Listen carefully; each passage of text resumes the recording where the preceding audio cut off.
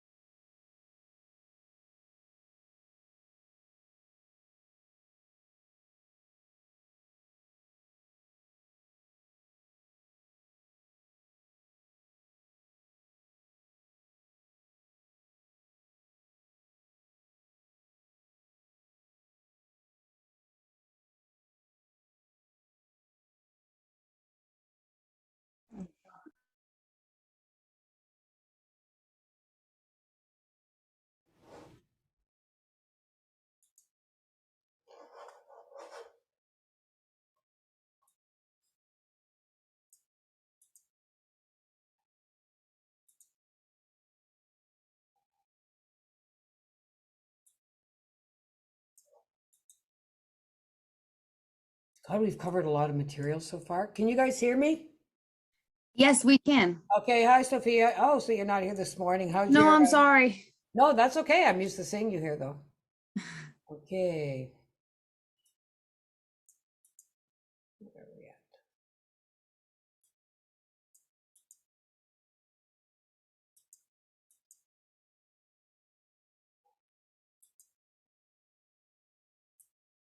Did you guys get the new I sent you the new criteria? The new PowerPoint number 10? It's changed. Okay, I just have to see where these are here.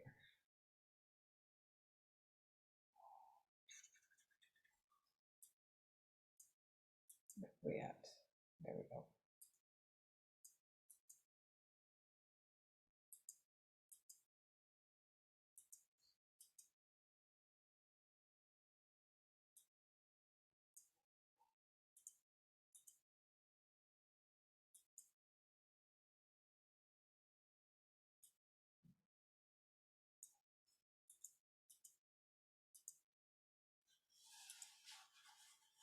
Okay, I'm not doing this one. Good morning.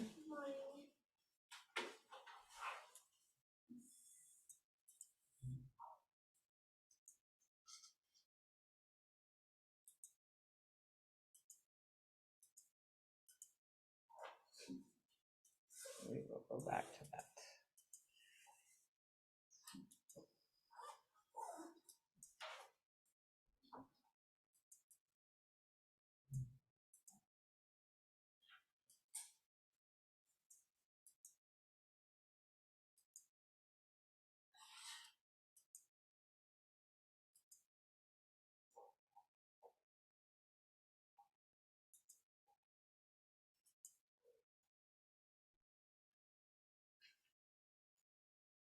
Okay, I apologize for the delay. Boom, boom, boom. When I look at, I've asked everybody to give me their partners for their drug research. And to date, yeah. Okay.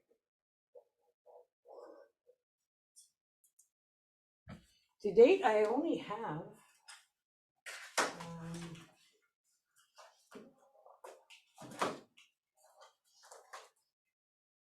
I only had three, one, two, three, four.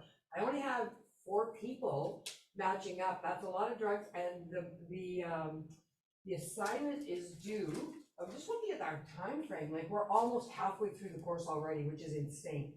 So when we look at what's due, this morning we're talking about psychosis, ADHD, executive functions, personality disorders, and how they relate to concurrent disorders. Next week, we're going to be focusing on OCD, PTSD, substance abuse disorder, and looking at how addictions develop. Now, we've made through the whole, with every disorder, we're making the link with how it's connected when we talk about the specific disorder and how it's connected to addictions, but we'll be delving into that a little bit more. Then the following Wednesday is your midterm exams, right? Oh, and that is definitely halfway through what's happening. Then you have your week off. That's your study week to get all your assignments done. When you come back, this is when Joel is coming in to do his presentation from SASE, and there is an assignment attached to that, okay? But then your medication research or your drug research is due in 2 weeks after that, so the 16th. So I don't know what's happening with all your other courses, but I think maybe it might be a good idea, which is why I give you assignments so far in advance. You may want to start looking at that. And I'll send you an example tonight of what I would be looking for in terms of what it needs to, the presentation. Is there any questions about anything? Next week we'll kind of look at everything we've talked about. I don't do an exam review, not at this level, not at the certificate level. But I mean, we will kind of just talk about the things so that you will have an idea of what you want to review for the midterm, because it is 2.5 hours. And I normally it's 2 hours, but what I'm doing is, because I think there's a lot of people who are taking this course and English is not their first language. So respecting that, giving that extra time so that people can make those accommodations. I have not heard from anybody in this course to this point that has, that requires accommodations through Glen Crombie. So if you do, you have to let me know now. Apparently there's a shortage of staff down there, so to book a time to get someone to one of the rooms so that you can actually have those accommodations, that's a little bit tricky right now, so the sooner I know, the better. But what is happening in this class, and we talked about that last week, is that everybody's writing it online. So you're not coming into class on that day. And the whole exam, you will just write it from home on Moodle. Okay, so you'll sign up, it's already in Moodle. You'll be able to open it at 8:30. It closes at 11. So there will be no extension. It's going to open at that time and close at that time, but a moment, but a day, that's it. Okay? Any questions on that? Okay. All right. So today we're covering three, like this particular,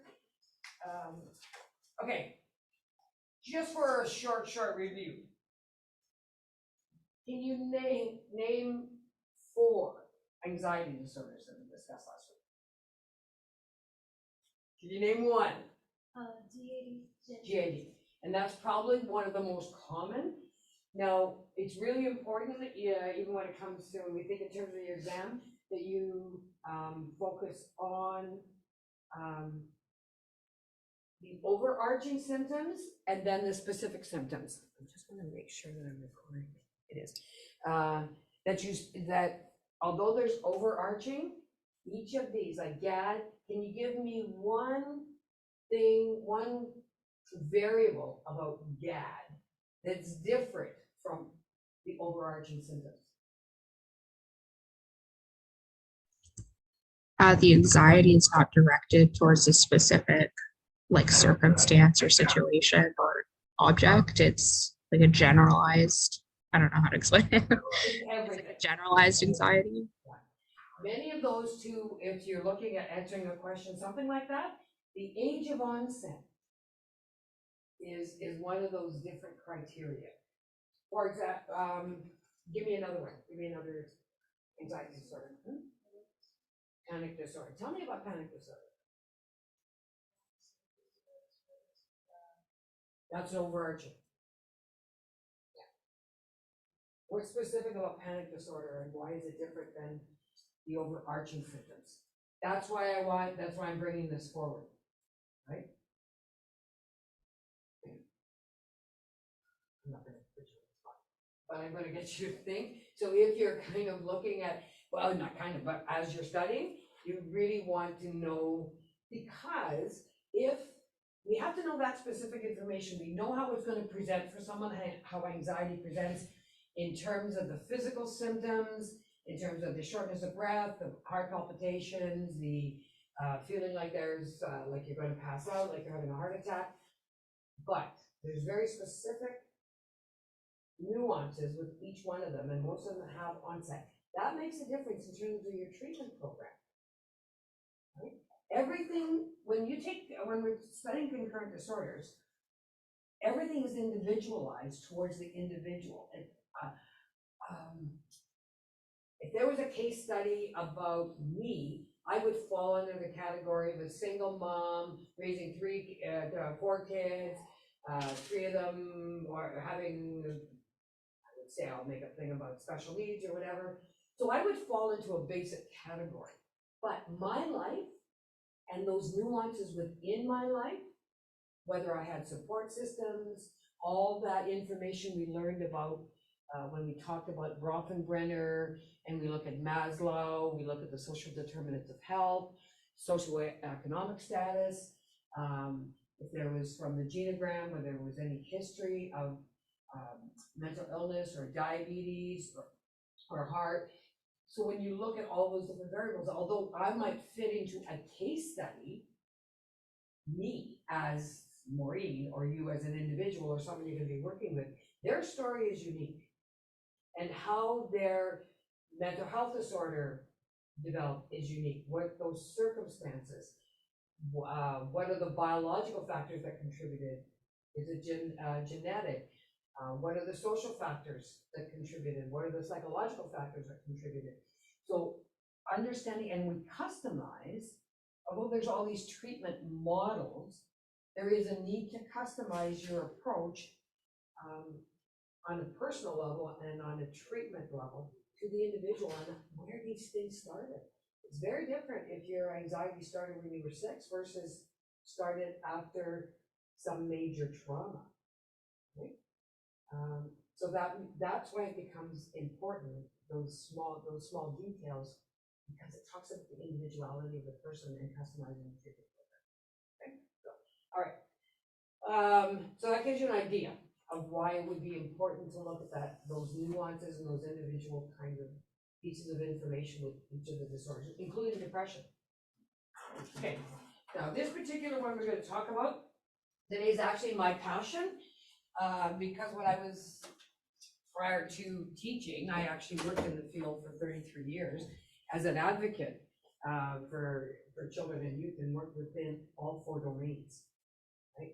And this particular diagnosis in particular is the one that is, I think, one of the most misunderstood. So when we talk about ADHD, we're talking about not a behavior, which is how many people and even school educators interpreted this behavior. It is actually a medical condition. And when we're working with someone, this is using your understanding of CBT, what we have to do is change how they think about what they have. That you are not a problem. You are not a problem. You have a medical condition. That is when we look at, and we study this more in depth, has a genetic component to it, and it has a strong neurological component to it, because it's dealing with norepinephrine, it's dealing with levels of dopamine and neurotransmitters. So it's not your fault. It's not a kid's fault or an adult's fault that they have a medical condition. It's like blaming someone for having diabetes. Like, how the hell do you don't do that, right? Okay. Did I send you a picture of the brain already? Did I forward that to you? I think I did. Okay, and you have a lot of information coming at you. Is that when we look at the anatomy of the brain, we're looking at where the origins of ADHD are and the 3 basic parts of the brain that are involved in it. And this is the first one, is the prefrontal cortex, right? And we will be talking a little bit more, a little later, about what's housed there, all the executive functions, all the things that kids should be able to do, or adults should be able to do and can't do as a result of having this medical condition. Then there is the basal ganglia, which is the impulse part, and that part of the brain being situated here in that part of the region, and how that contributes or is part of the hyperactivity or the impulsivity part of ADHD. Putting in the context from a CBT perspective, when you're sitting with someone and you're helping them kind of look at, because most of the adults you're going to be working with, if they have an undiagnosed ADHD, are probably on antidepressants and anti-anxiety medication. And the reason they're on that is because, for the most part, as my experience as a clinician, is that's a result of the symptoms of ADHD and not being understood, and the resulting kind of collateral damage. So ADHD, let's look at, you know what? The more research I actually do on it myself, this is not a new condition. In research, there is, if we define it, it's actually seen anybody here ADHD by chance? Or anybody know anybody with ADHD? I think I do have it, but I haven't been diagnosed. No, but would you kind of look at the symptoms? Because I know that Even I think I have, but Well, when we start to understand it, it's just a pattern of behavior. And unfortunately, this is how it gets diagnosed. There is no, I mean, you could do an MRI, but they never use that to diagnose it. They never do any of the neuroimaging to diagnose because it's too expensive. So all they do is they look at this whole criteria of behavioral symptoms, and we'll go through that according to the DSM, the DSM-5. But for young people in school, because teachers, with all due respect to teachers, they learn how to do rubrics, they learn how to teach content. They're only now starting to teach mental health disorders. I used to go, I haven't done it in a while, but the Rainbow District School Board and the Catholic School Board have professional development days or PD days. I used to go in on those days and do presentations on mental health and how it would present with children and adolescents. Because these behaviors, you just want to take these kids and you want to wring their little necks. Because they're sitting there in class and they're moving around and they're talking and they're doing this on their desk and they're banging their pen, or else they look like they're daydreaming and they're not paying attention. Never hand anything in on time. You open up their backpack and it looks like a bomb went off in it. You know, there's a cure for something sitting in a food bag in the bottom. They forgot to bring that note home for pizza day. They forget to bring the note home for we're going on this excursion, nothing ever gets signed. And then when they don't have, and they get this message all the time, if you just tried harder, if you just pay attention, if you just focus. And this is the messages these poor kids receive all the time. And they're going, like, I'm trying, but they can't. Okay? Oh, if educators are not provided with that information, I'm not blaming, because there's no point blaming anything. If they're not taught that within their curriculum as educators, they're not looking for it. And the other reality is you've got one teacher, 33 kids, 35 kids. We know 1 in 5 kids they're going to present with some mental health disorder. There's one teacher, 33 kids. Maybe if you luck out, you have an EA, right? But it's always those kids that are going to have more extreme behaviors, or if they need assistive technology, or if they need, standards, or they need walkers. That one EA in the classroom kind of goes towards that person. And so you're asking a lot of one educator, right? And if that educator is not schooled or presented with the information, it's just absolute frustration. And so what happens, these kids are really smart. This is one thing that people I don't think understand. It's almost like it's one of the diagnostic criteria, is that you have to be of average or above average intelligence. You ask any person with ADHD to verbally present information to you, they can, because they're talkers, you'll get that information because they get it. But for some reason, the process of getting anything from brain to paper, it's too laborious. And their hands or their fingers will never work as quickly as their brain. Because their brain is way over here and their writing is way over here. And if they have other issues like fine motor coordination, and they have difficulty forming letters, and often there's co-occurring kind of situations. You've got them just going, oh fine, and they give up. They don't get notes written down. They'll write down because they're inattentive. They'll write down they have homework in math. But they forget to write what page. They forget to write what numbers. And the thing is, none of it is happening on purpose. Okay, I hear you. Okay, what was So even when I do write it down, I forget to check it. So now I write it in multiple different ways. Yes. Yeah. I can actually always tell if there is a student that I'm working with that has been diagnosed with ADHD and been taught the strategies, because it's not necessarily, you can use medication. Medication is definitely a treatment option, but most of it's strategies. And I don't know if you remember when I brought in my book by Gabor Mate, where you saw the sticky notes all over the place. I never could sell my textbooks because I wrote all over them. And I've got highlights all over them, and they're color-coded, and agendas. It's not enough. It never is enough for someone with ADHD to have a phone and do everything on the phone, because they don't look. if they don't have any of those sensory prompts to have them double check anything on their phone, they don't look at their phone, right? And that's not a place they actually need physical representations of information. That's why when I know I've said it a couple of times, I teach like everybody has ADHD. So No, is there, sorry to interrupt. I read somewhere that also in girls, it looks different than for boys. and it's So, also more prevalent in males. yeah, so like I had like a lot of problems that like girls are more quiet and you don't seem like in the boys where they're more active and they actually do a lot more and they're looking for movement. Like girls tend to just kind of like disconnect in what they are doing. And I follow a Depends on the girl. diagnosis. Depends on the diagnosis, because there's Okay. ADD, there's the inattention, there's actually three types. There's actually Okay. three types, and we'll go through those.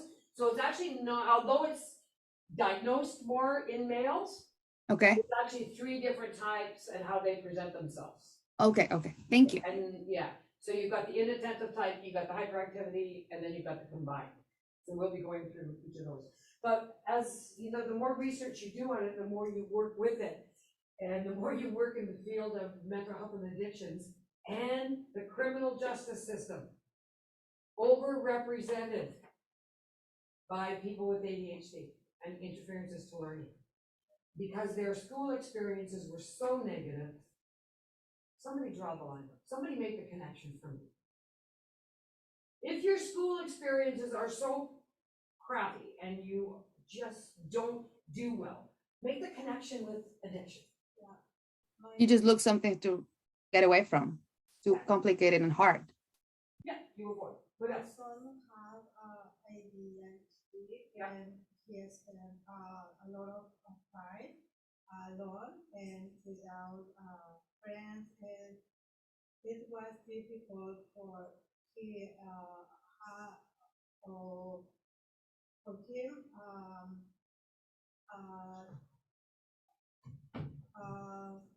have friends.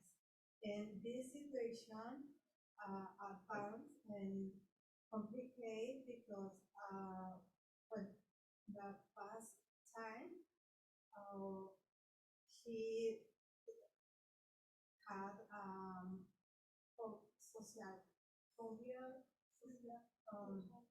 Social anxiety? no, for Agoraphobia? social. Okay, not going outside, not being in Yeah. public space, okay. There's often co-occurring diagnoses that happen because of insecurities, because Yes. there's a lot of mental health issues, a lot of anxiety related issues, a lot of self-esteem issues, a lot of depression issues that end up being diagnosed or being manifested, not because they have depression and anxiety, but because they have ADHD that is not responded to and not addressed properly, right? I actually,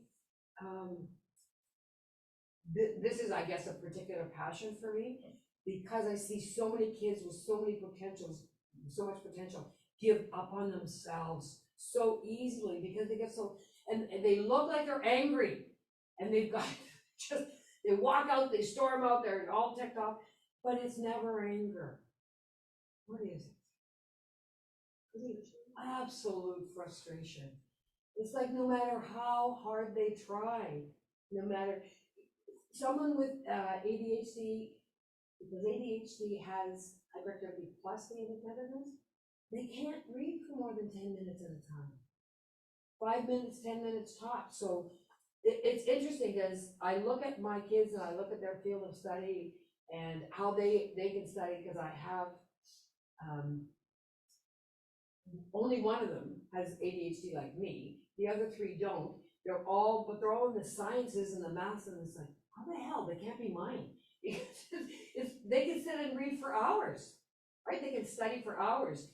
That's not the case for someone with ADHD. Anybody who has it and reached this level of education, you had to work 2 or 3 times harder than everybody else, because you couldn't focus as long, so you would have to take more breaks, and then so it was just more of a struggle, and so the energy and time that it takes is greater, right? But when this is the information, what they have. The contrary, there's some rumors, okay, this is just from some research that I did, that ADHD is not a new disorder, but in actual fact, in 1845, right, a doctor named Heinrich Hoffmann described the then unnamed disorder in a book titled The Story of Fidgety Book. The kids were just seen as fidgety. In 1902, Sir George Hendrick Still, a pediatric physician in Britain, later served with the royal family, and he delivered lectures on this. So this is not a new diagnosis, but quite honestly, my experience has been from working in the field since the mid-70s, it's only now that I would say in the last probably 20 years, maybe 20 years, that there's an actual appreciation and an understanding of the neurology behind ADHD and the various treatments that are required. So there's no blaming involved, it's just that it's almost like mental health is now being understood, anxiety is being understood, depression is being understood. As technology advances, as MRIs, as CAT scans, as the work that's being done in terms of studying the neurobiology, people are now understanding the way they used to treat people who had schizophrenia when I first started in the field, compared to what they do now, is like light years away. So with this evolution of research and information, I think there's more of an understanding, but that doesn't mean the people that you're working with were privileged with that level of understanding. So they are living the collateral damage of a lack of information, a lack of knowledge on the part of people who were part of their lives as they grew up. Because these kids, young kids, parents deal with them with their jaws clenched half the time because there's such a challenge in terms of getting them motivated, getting them to do things, controlling the impulsivity. What is important to understand about ADHD is there is a very strong genetic link. And when I'm working with people, because I can kind of diagnose it, I just listen to them after a while, like I could do the checklist, but you just know after a while. And you go back and you look at the family and ask which one of your parents has it. Oh, always. It's double whammy. If both parents have it, it's 50% that the kid's gonna have it. But there's always one you can always kind of trace it back. And the other thing that's being learned about it that's pretty similar is that not only the genetic link, but it's not caused by people used to say, don't feed your kids sugar, don't give them anything with red dye. That was the common kind of thinking around it. And neither of those two variables have anything to do with it now, right? Sugar is going to make anybody more excited. What they can't do, what science has been unable to do to this point, is to pinpoint one specific cause or definite or what causes ADHD. They are looking at neurotransmitters, they're looking at everything has to do with neurological investigations.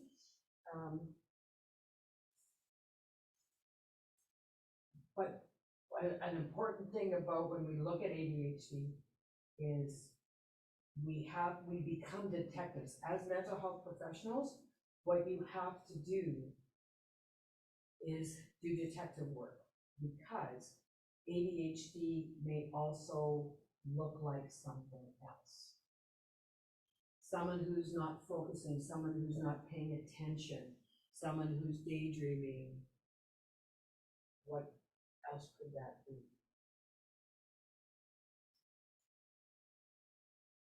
Of the disorders that you studied to this point? Depression. Yeah, could be depression. What else could it be? Social anxiety. Yeah, could be anxiety. It could be anxiety. It could be what other anxiety? I'm dealing with a kid in grade 5, not focusing, not paying attention.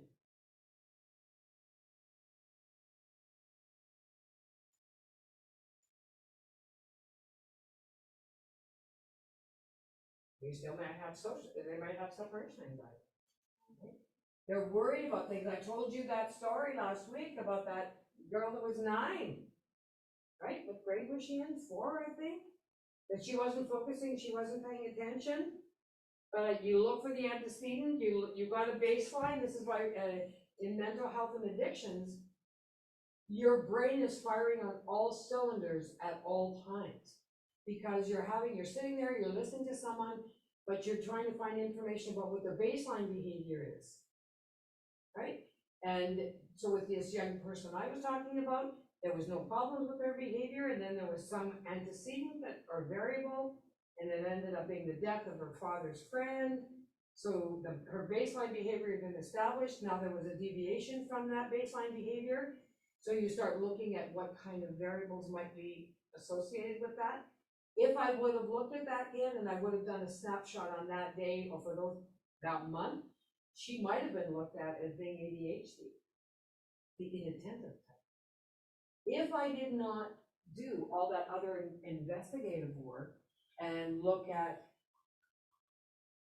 the timeline and look at those variables that are happening in someone's life, if I didn't look at because there was no history of it in the genogram, but when I looked in that, okay, what is that called? What was the other, okay, we did timelines, genograms, what was the other assessment tool that you do the investigation with?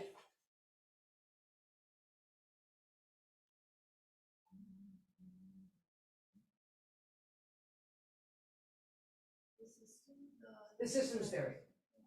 Rothenbrenner. Now, the truth is, guys, when you go in the field and you're actually looking and applying for jobs, you're doing interviews, you want to name drop, you want to be able to talk about the theorists. Who is the doctor highly associated with trauma that we've spoken about? You want to be able to speak about your knowledge of Dr. Gabor Mate, right? And his knowledge and his work in concurrent disorders. We talked about resilience. Which doctor? It was Dr. Michael Unger, right? And then when we talked about Yuri Rothenbrenner, when we talked about systems theory, when it comes to anxiety, fight, flight, or freeze, who's one of the authorities in that, and you want to research and read, is Dr. Peter Levine. And I use these names all the time because you want this. Oh, this is not the sum total of what you're going to be learning about current disorders or mental health and addictions. There is a wealth of knowledge with really that's out there for you to learn and to grow. Like no one's going to, if you think this can't be the only source of knowledge you have to work in the field. You're going to have to do your own research. You're going to have to read Gabor Mate. You're going to have to read Peter Levine. And as you learn these strategies, you look up Rothenbrenner so that you can actually use these tools yourself, right? But if you go into an interview and then you're in a competition with 5 other people for a position, you want to be able to represent yourself the best way you can. And it's these theorists. You want to be able to refer to Piaget and Erickson and Kohlberg and your developmental theorists because they all are indications of your understanding of growth and development. Okay. So,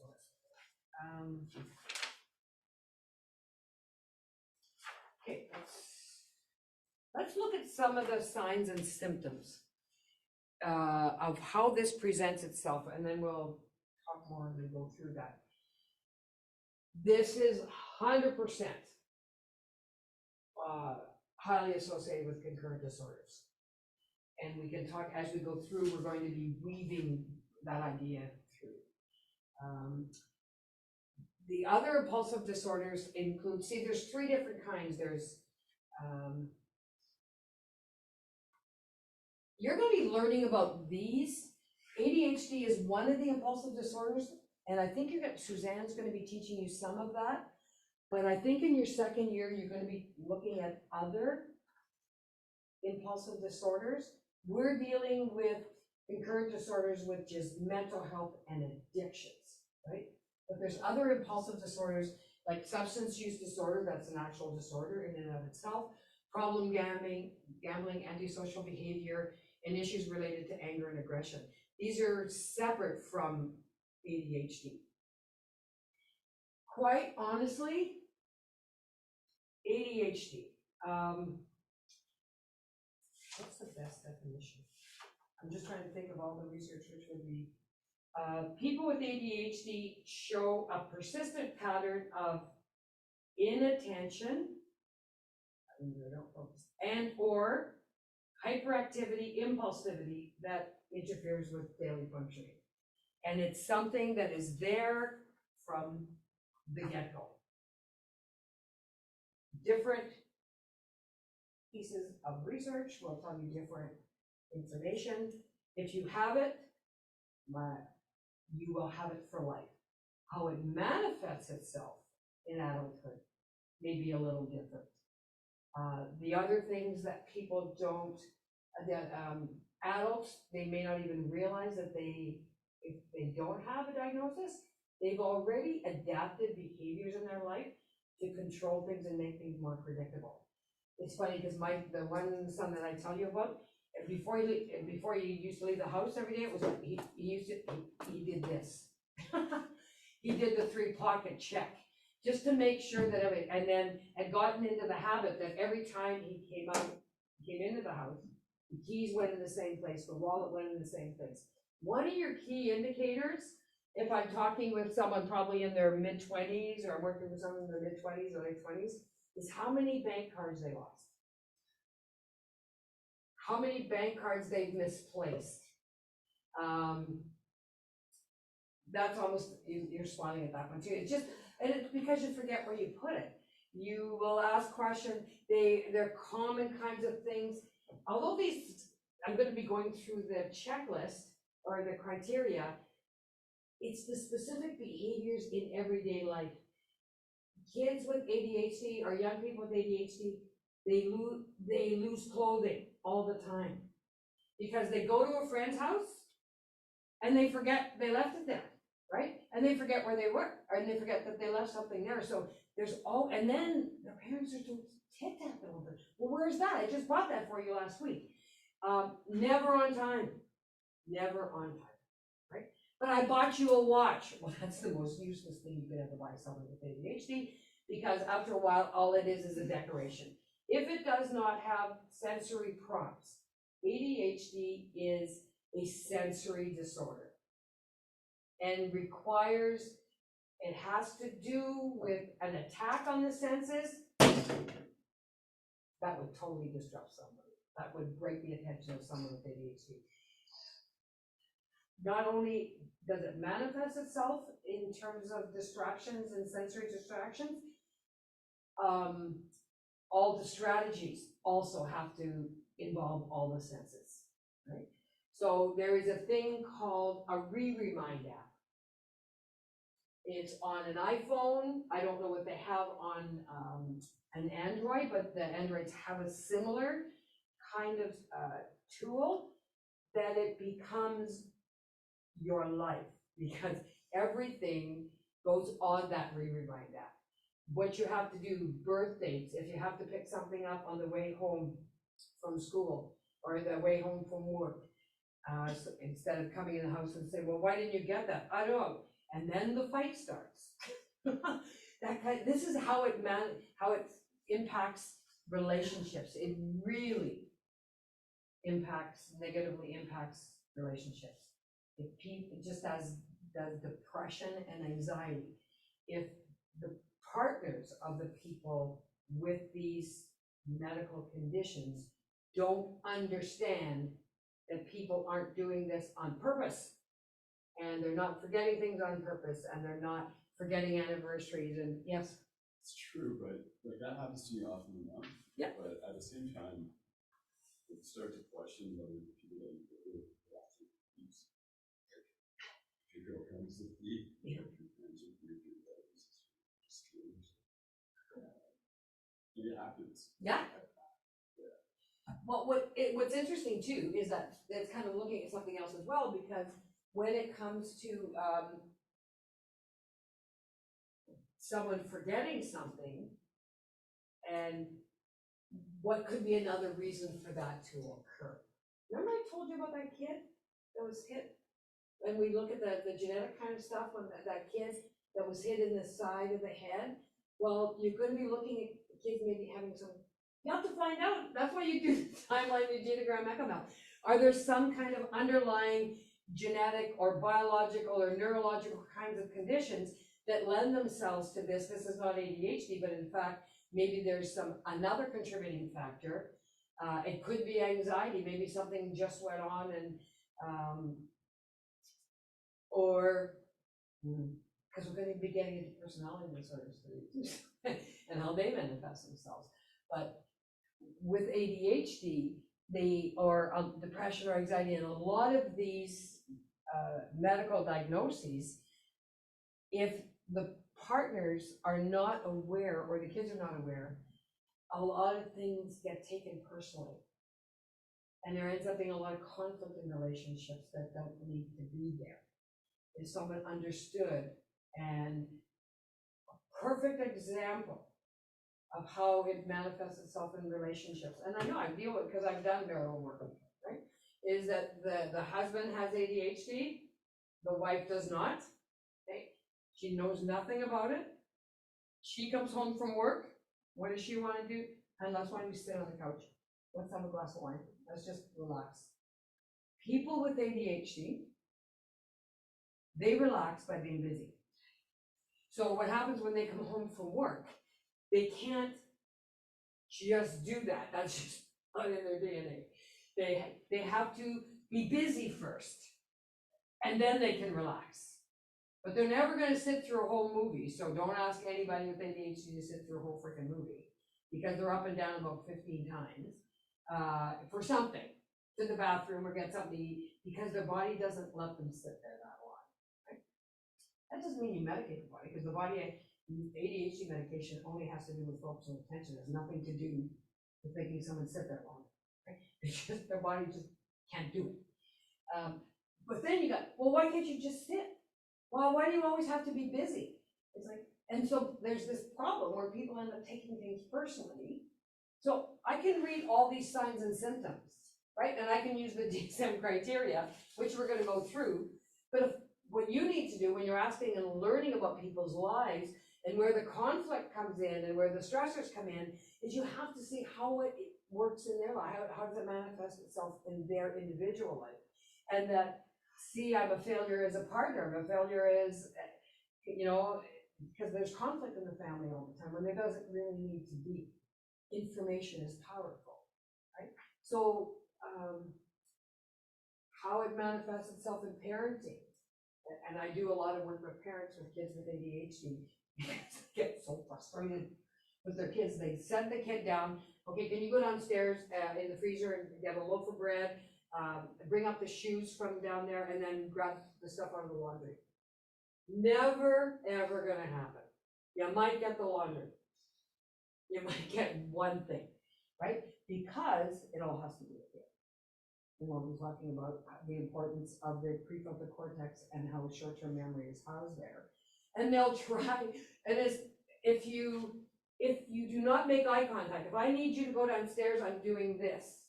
These are all strategies. I'm making sure you're looking at me, because if you're distracted some other place, if the kids are playing video games or they're doing something else, or they're talking with their friends, or they got the headsets on, you always got to check back because they're already plugged in.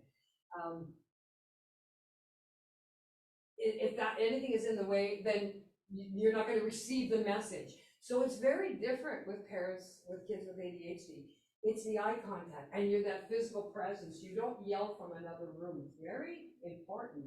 There's a lot of labor intensive parenting kids with ADHD.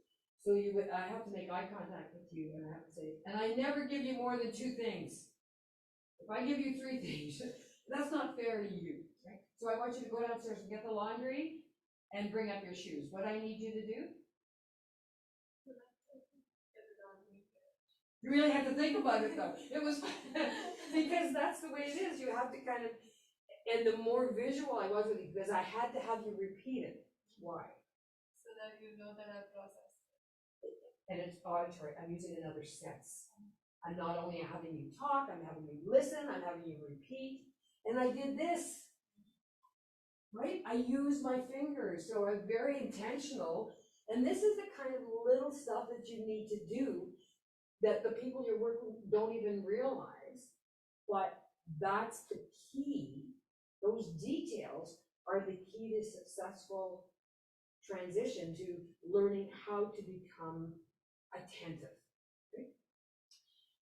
For the most part, people with ADHD, one of the three kinds, whether it's in a relationship, whether it's someone you're working with, what you will always have to be is their external brain. That's including relationships and accepting that role. If you are with someone and it's only going to be one fight and argument after another, that creates chaos. There's no need for that if the actual origins of that conflict have to do with the medical diagnosis like ADHD. It's easily remediated, and that someone who lives with someone who has ADHD needs to accept the role that they will always be that other person's external brain. And then we'll take care of a lot of the organizing, sequencing, all that stuff. Now, that doesn't exonerate someone from taking their own responsibility and using all the strategies that are available, but it is what it is. If one of my kids is diabetic, it is my responsibility as a parent to prepare meals that are, I can't say, I can't tell one of my kids, well, you make your own meal every night, or you make decisions about what you're gonna eat. No, that's my responsibility as a parent, to provide one of the foods in the house and to prepare the meals so that it respects the medical condition that my child has. It's no different if it's a mental health disorder.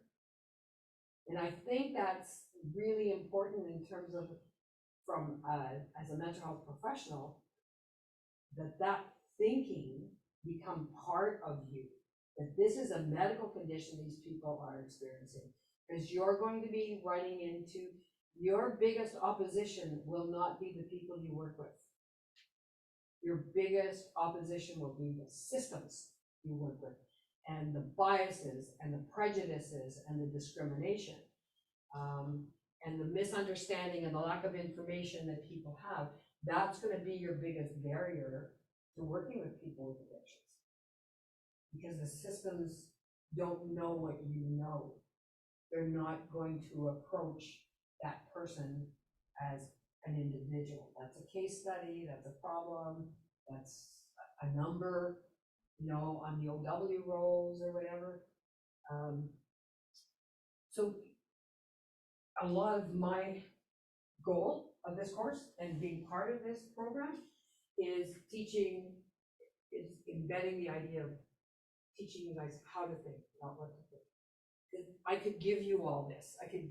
You could memorize all this, no problem, right? You could use this as a checklist, like these are the diagnostic criteria, but if you don't know how to apply that, if you don't know how to sit with someone and ask the questions about what it actually looks like and how it manifests itself.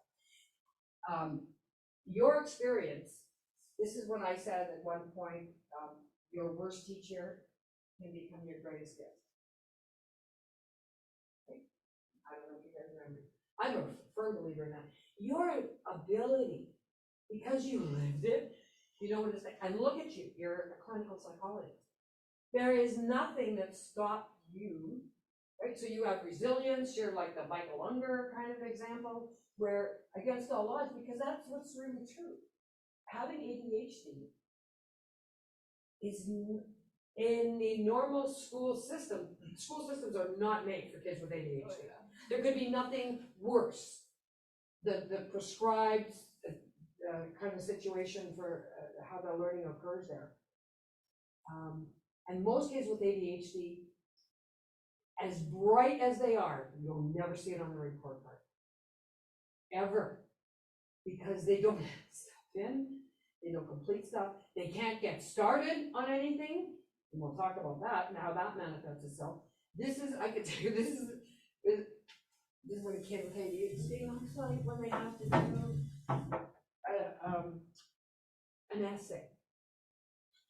They look at it and they go, ah, and this is it, and then they freak out. I can't do it. This is so stupid. And then they have this, and they have a history that I'm not doing it, and they just give up on themselves. And it looks like anger. It has nothing to do with it.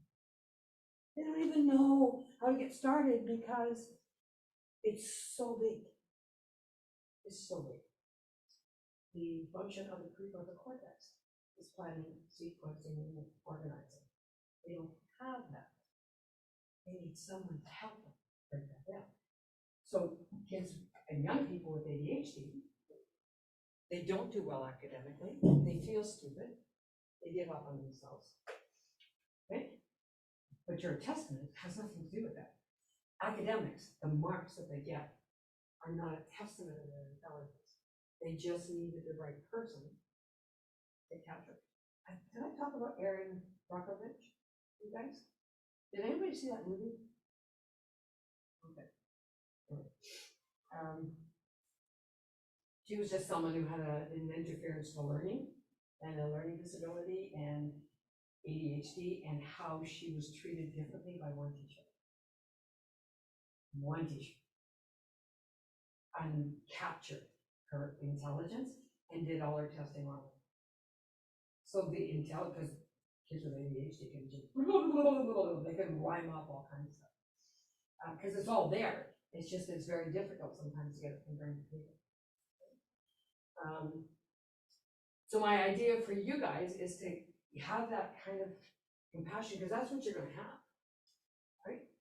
And people will know that, and that's how your worst situation, it becomes an incredible gift. And people will know that because you're going to be able to say, yeah, I remember when I did this, and I'll use my own examples of what it was like for me when I'm sitting with someone, so that I'm not saying, oh yes, I have ADD too, and leave it at that. I can actually give hardcore personal examples, and I think that's part of what you need to do in our field. You make decisions about self-disclosure, but when you can actually have someone understand that you get their lived experience, nothing feels better than being understood, right? It's interesting because I know so many people in my own family, because it's hereditary, and how they've accomplished and what they accomplished. There's nothing. It's nothing. It's not a cognitive deficit. Like the IQ score is going to be through the freaking roof. There's a lot. What's it called? Mensa? Like a lot of people with ADHD. You know, one of the most famous people. Has anybody heard of Michael Phelps? He is. You heard of him? He is the swimmer. Yes, he's the most decorated Olympian of all time. Right? He's that swimmer. And like you've seen pictures of him with all his gold and silver kind of medals. No one has ever touched him in terms of, he has probably one of the most severe cases of ADHD. He's a perfect example of his mom went, oh my God, I gotta do something with this kid. And this is the wisdom of parenting. She saw this right off the hop. She threw this kid in the pool. Now, and his need to move, his body's need to move, excelled. Now, he made a lot of mistakes, this kid, because when he was swimming, there was a lot of videos of him smoking weed and pictures of him with a bong at a party and stuff. This is the impulsivity. He made a lot of public mistakes because he didn't understand the consequence of his actions, kind of thing. And so you see him as being almost a perfect adult example of what ADHD is. And yet, the wisdom of his mom took that kid's energy, and there is nobody that's ever touched him in terms of winning more medals as an Olympian, right? But he is like all over the map if you've ever heard a conversation with him. He's amazing. That's another thing that's very interesting with young people with ADHD and adolescents as well. They suck at team sports as a rule. They do not play well in the sandbox with others. Because they need to, it always has to be their rules. They have to be the boss of everything. They have to control everything. And usually, and because their long-term memories are amazing. Short-term memories suck. Long-term memories are great. So they know all the rules. So they know how it should be played. So they argue with everybody all the time. So this is why, when you talk about your son, he probably maybe tried to control situations with his friends because he knew the rules. Like when you play baseball, you have to do it this way, and they're very rigid, becomes very rigid in their thinking. You can't change how you do things. You have to do things the same all the time. That's actually a treatment program or treatment intervention. But they don't, like where they excel, because they're always in competition with someone and they never do well at school, or they often don't do well at school, they do amazing. And so when they're playing sports, they're in competition with somebody else. When you get into individual sports, this is why, like academics, why they will excel, because they're not in competition with anybody, they're in competition with themselves. But skiers, swimmers, all those individual kinds of sports where they're only in competition with themselves, in competition with their last best time, right? But because they're puck hogs, they're ball hogs, because they want to be the one to score the goal, and so they don't necessarily play sports well, or they tend to be the ones that hold the record for penalty minutes on the ice. Because it's like their impulsivity takes over and their aggression takes over. Right?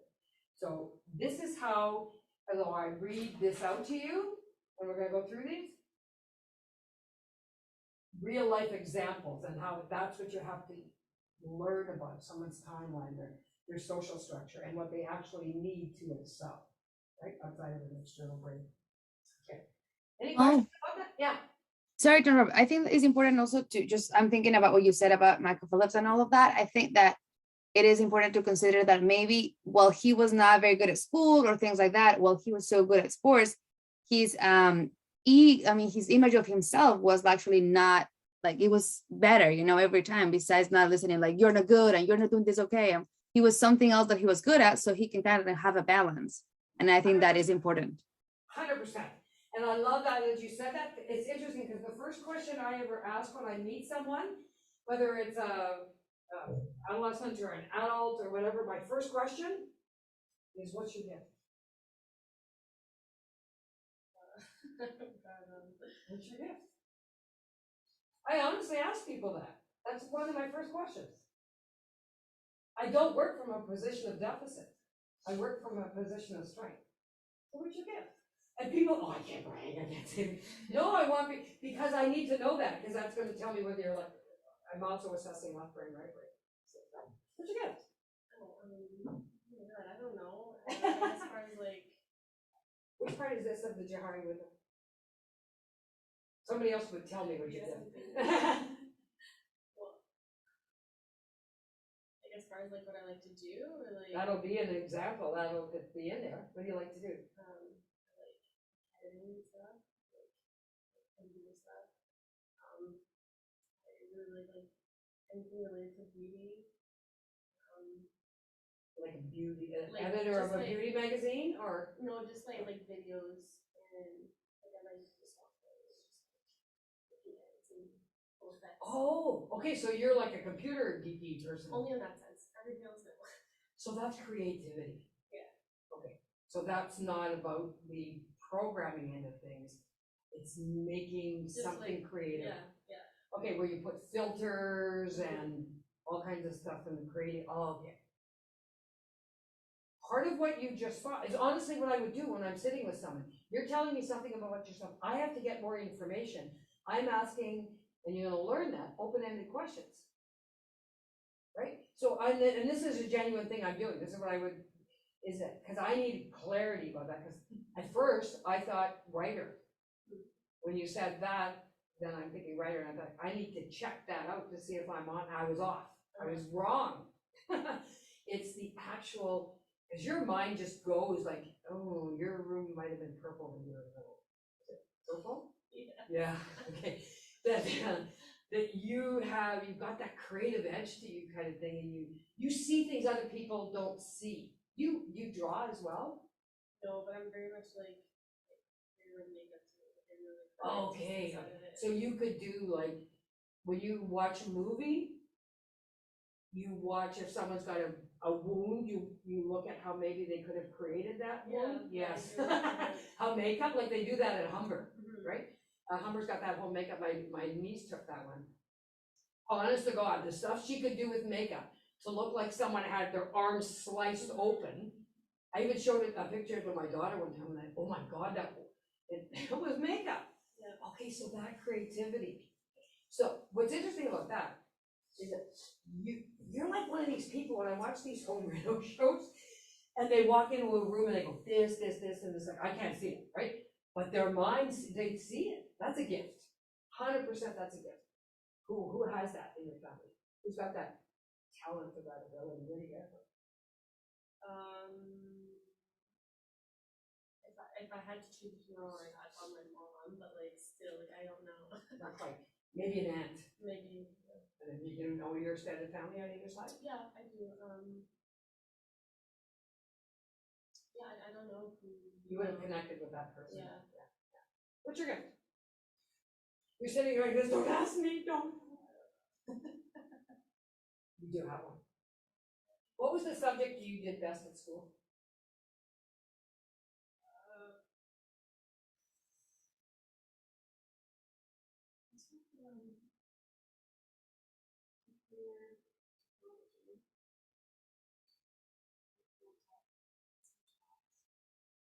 And was that your best mark?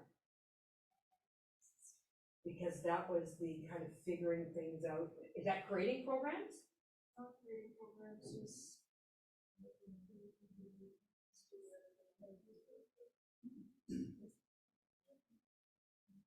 there was editing, there was just creating more programs, there was photo taking. Okay. That's a whole other field study. And if I was actually sitting with you, okay, and we were actually connecting, that in my family, I have my niece, the one who did the Humber thing, right, the makeup thing, she ended up going, and they have their own company now. They do all kinds of videos. They do commercials. They create that kind of stuff. But it's the editing, such a pain in the butt. But it's taking these hours of film.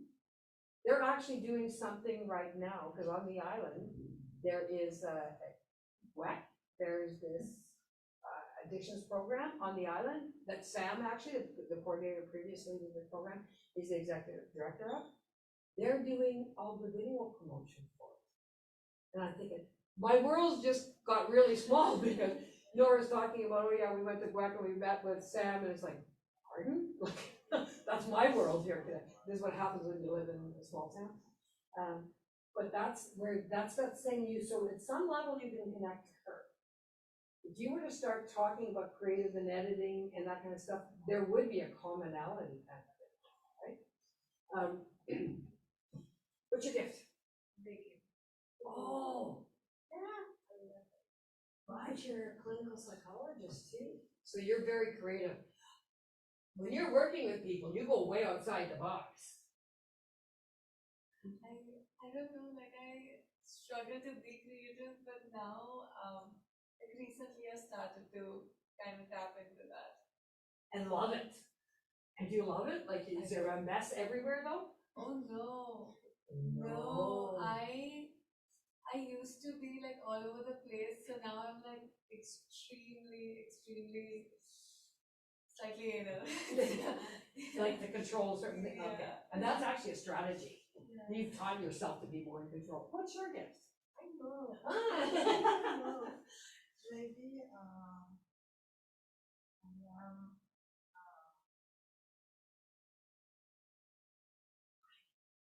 this sounds so funny. I don't You're a know, teacher. Maybe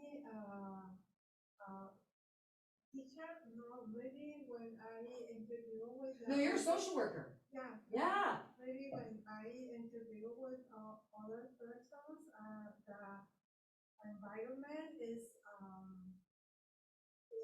natural environment, and I create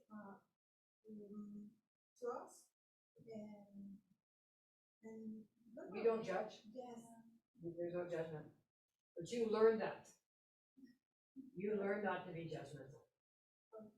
Did you? Maybe. Because it's not there. Like this accepting, this wonderful way of accepting someone for who they are. This, none of that, what I'm talking about is a foreign concept to me. It's all fits.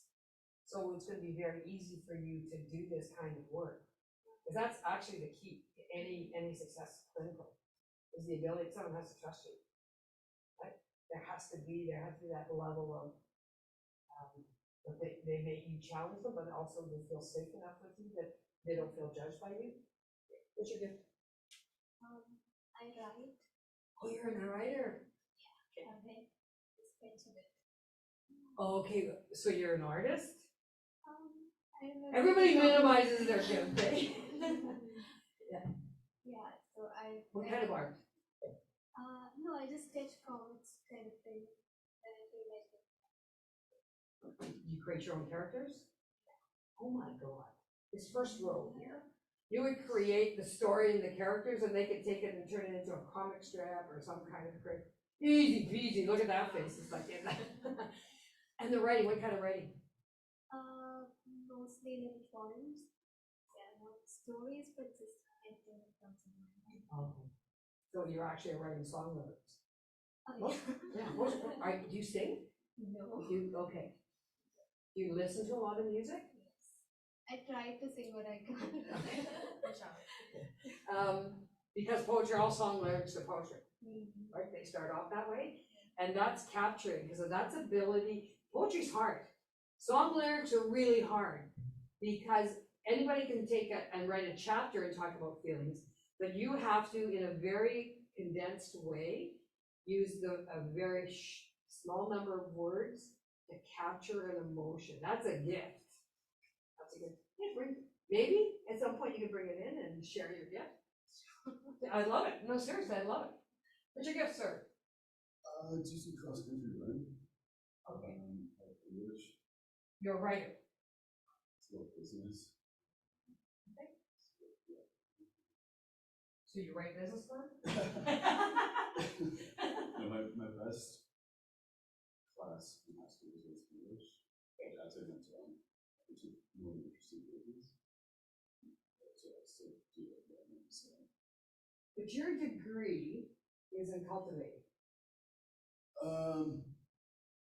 Well, I'm an advanced degree, so I'm taking this. Yeah. But it's in horticulture, is it not? No, it's actually archery. A law degree? Yeah. Okay. So I'm doing. That's interesting. I have a brother who's a criminal lawyer. And a Yeah. son I have 3 people in my family who are which is why it's kind of interesting. It's like, I'm their mother. I'm not sure about that. How did this happen? They get their compassion from me. They get their analytics from their father. Anyway, because he was really good in business. And he was, yeah. Anyway, that's a whole other story. Okay, impulsivity. That we're talking about. Let's look at the facts about ADHD. Is about 6 to 8% of kids people have ADHD. I think it's overdiagnosed. I think it's overprescribed. There's the literature that I have here that suggests there is way too many kids diagnosed with it. And why we look at those precursors and the criteria, you have to find is other stuff going on, because a lot of times it could be anxiety. It could be something else is going on at home. But when you look at the home environment, is there fighting? Is there arguing? Is there alcoholism? Are there some things going on at home that prevent the young person from studying, from sleeping? If there's a lot of marital conflict, kids are anxious, they're on alert, their limbic system is in overload. So what the limbic system is involved with ADHD, but it's also involved with anxiety. So being able to tweak that out, and if people do not do proper assessments, that ends up having you end up with kids on medication like Ritalin or stimulants or something like that. They don't need to be on it, and they're ineffective. There was an amazing doctor I worked with in the beginning of my career, and her criteria, one of her diagnostic criteria for seeing if kids truly had ADHD, she gave them coffee. Interesting. Most people will take coffee as a stimulant to wake them up in the morning. Oh my god. Oh my God. I sleep. That's exactly what happens. That's the opposite. It sedates. Someone who's truly ADHD, it has the adverse effect. That's as simple. A lot of people with ADHD, when they have to study, they buy those monster caffeine drinks because that helps them focus, right? Oh. No, people without, I'm sorry, people without them, they use those, but people with ADHD, caffeine has the opposite effect. Most people get up in the morning, they'll have a coffee. They need that to get going in the day because they need that caffeine boost. But for someone, you give them that, it calms them down. It's the opposite effect. Yeah. Well, I've been thinking about this now. Like, I remember in 8th grade, I wouldn't go as far as saying like I had ADHD, it was just like totally stimulated and stuff. But I remember I did a science test, and like I remember getting in the 60s, and I was not happy with that. So I asked my teacher to do it, and he said I can do it tomorrow during recess. So the next day came, and I kind of went over my notes again before starting to go to the year first. I just want to make sure you're taking this seriously and ask you some questions just to make sure that like you got this and this. And the parents were asked me a bunch of questions about the test, and after I just grabbed like my note, you put a 98 because you know what you're doing. You stress yourself out before a test, and you just can't focus, and everything goes out the door. And I was like, I've struggled with that for so long, just being able to like. And that puts probably more anxiety. It Yeah, doesn't oh necessarily. my God. See how important that is to know the difference between how it manifests itself, because that you were able to do it. That wasn't ADHD. That's test anxiety. Yeah, That's why people write in the Crombie. In the Crombie Center. Like this is why we have the assistive technology here, where you have extra time, you're in a quiet room. If you've been assessed and you need to be asked questions so that you can answer them that way, all these accommodations are made for me. I don't care how I get it. I just need to get it from brain out, kind of thing, right? And that's why one thing like AODA, like the legislation that now makes it mandatory that people who have an IEP, who've been assessed and have and require accommodations, that they get them. So if you've had something like that in the past, that's why I ask people, make sure. But most people are embarrassed about that because there's stigma attached to it, right? And people are afraid of being judged. But anyway, that would be test anxiety. You're like just failing. Oh my God. But you knew the stuff. Yeah, no, I studied, and I was like, Oh, when I she did did. testing, I was like, oh my God. Oh. Yeah. And in those kind of situations, this often what happens, even with the most brilliant of minds, they'll have a panic attack in the middle of an exam, right? Because there's so much stress they put on themselves to excel. That's a really good example. Knowing the difference between ADHD, that teacher was really wise. Yeah, I was just like, oh, I love them. Yeah, well, he really cared like that. See, and maybe that's one of your best teachers. So sometimes our worst teachers become our greatest gift because they tell us how they'll never be. But this person, he didn't have to do any of that stuff. Look what happens when one person believed in you. Look what happened when someone took the time, their own time, not on the clock, but saw your potential, gave you another opportunity, but not just another opportunity, but recognized your uniqueness, right, and how you could learn, and provided you with that opportunity. What happened to you?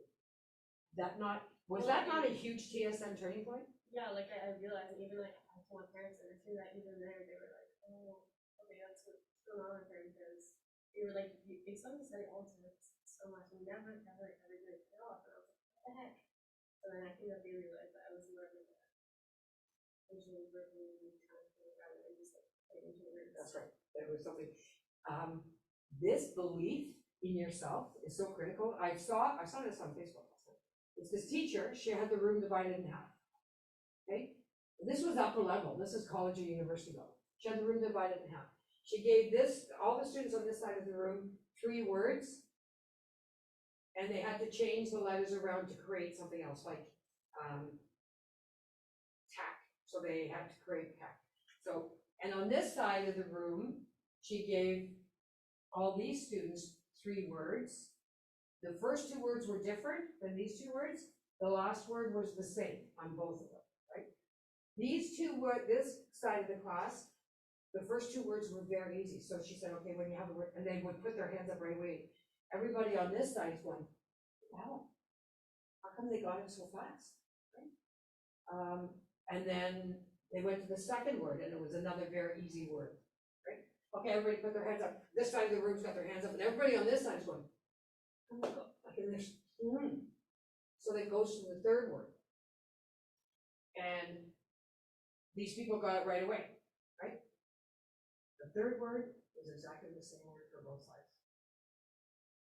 But when it came to people putting up their hand, people over here didn't have it. But it was an easy word. It was the same word that they had over here. The point of the exercise being, these people had met with failure twice. And she had given them words that they couldn't do anything with. Right? This were really easy words on this side, but it didn't matter. The third word was the same word, and it's an easy word. It was not the word itself, but the belief system. Their self-esteem was diminished. They had failed at 2 words. So they had blocked themselves in terms of actualizing their potential because they had met with failure. It's what a perfect example. I just saw that last night, and this is a perfect example. Is that somebody believed in you, and all of a sudden you start believing in yourself. This is concurrent disorders. That you see something in someone that they don't see in themselves. You understand their disorder. You understand they have ADHD. You understand they have depression. You understand they have anxiety. You understand they have post-traumatic stress disorder. And all of a sudden it's like, I'm not a problem. I have a problem. Someone starts believing in you, it changes everything. Right? Thank you for that, because this is the underlying kind of motivation when I talk about this course. Finding that was a perfect example. But it also differentiates between anxiety and ADHD. What time is it? 10. Okay, let's take 10 minutes. Okay, take 10 minutes and we'll come back. There's so much to cover. I'm very organized, but you will see many squirrel moments and evidence of ADD. Mo, sorry to bother you. We don't see the screen. That's my job. Oh, okay. Yes. Go ahead. You have a question?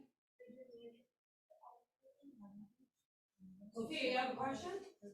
Oh, sorry, that I cannot see the screen. I don't know if it's just me because it's just we just see your name and we can hear you, but not see like nothing. Oh. Yeah, sorry. Okay. What about now? Yeah, now it's perfect. Thank you so much. Okay. I'm going to stop the recording for now. Somebody remind me to start again. Okay. So, stats, 6 to 8%. You need to kind of tweak up the information, but I think there's an understanding and appreciation that it's probably more prevalent now, but there's also the need to be able to discern what is anxiety and what is ADHD, right? Now, when we talk about executive functions, this is where the problem exists in the 3 parts of the brain and why it is considered a medical condition, right? The prefrontal cortex is here. This is the last, the brain doesn't fully develop until you're about 25, right? The last part of the brain to develop is this, is the prefrontal cortex, right? Now, this part of the brain is responsible for these functions. And did I write that we have those? And there's so much research about it.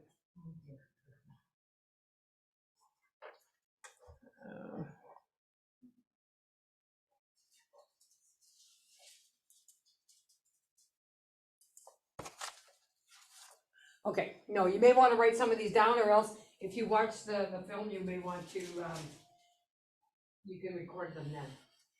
This part of your brain is responsible for planning. So all the steps you need to figure something out, to plan, to go out to a party, if you're working with someone who's 16, they don't plan, they just, okay, they go out and it's like they haven't figured out who they're going with, how they're getting home, if they have money to get, back home in a cab, they don't think about all those things, right? So that part of the brain is responsible for planning your life. The sequencing is that problem solving, and something that is not an issue for left brain dominant people is that you've got to do steps. It's like doing an equation or doing a formula, creating a formula, or doing any kind of mathematical function. Is you do this, then you do this, then you do this. You do things in order and you do them sequentially. That is how it's up here.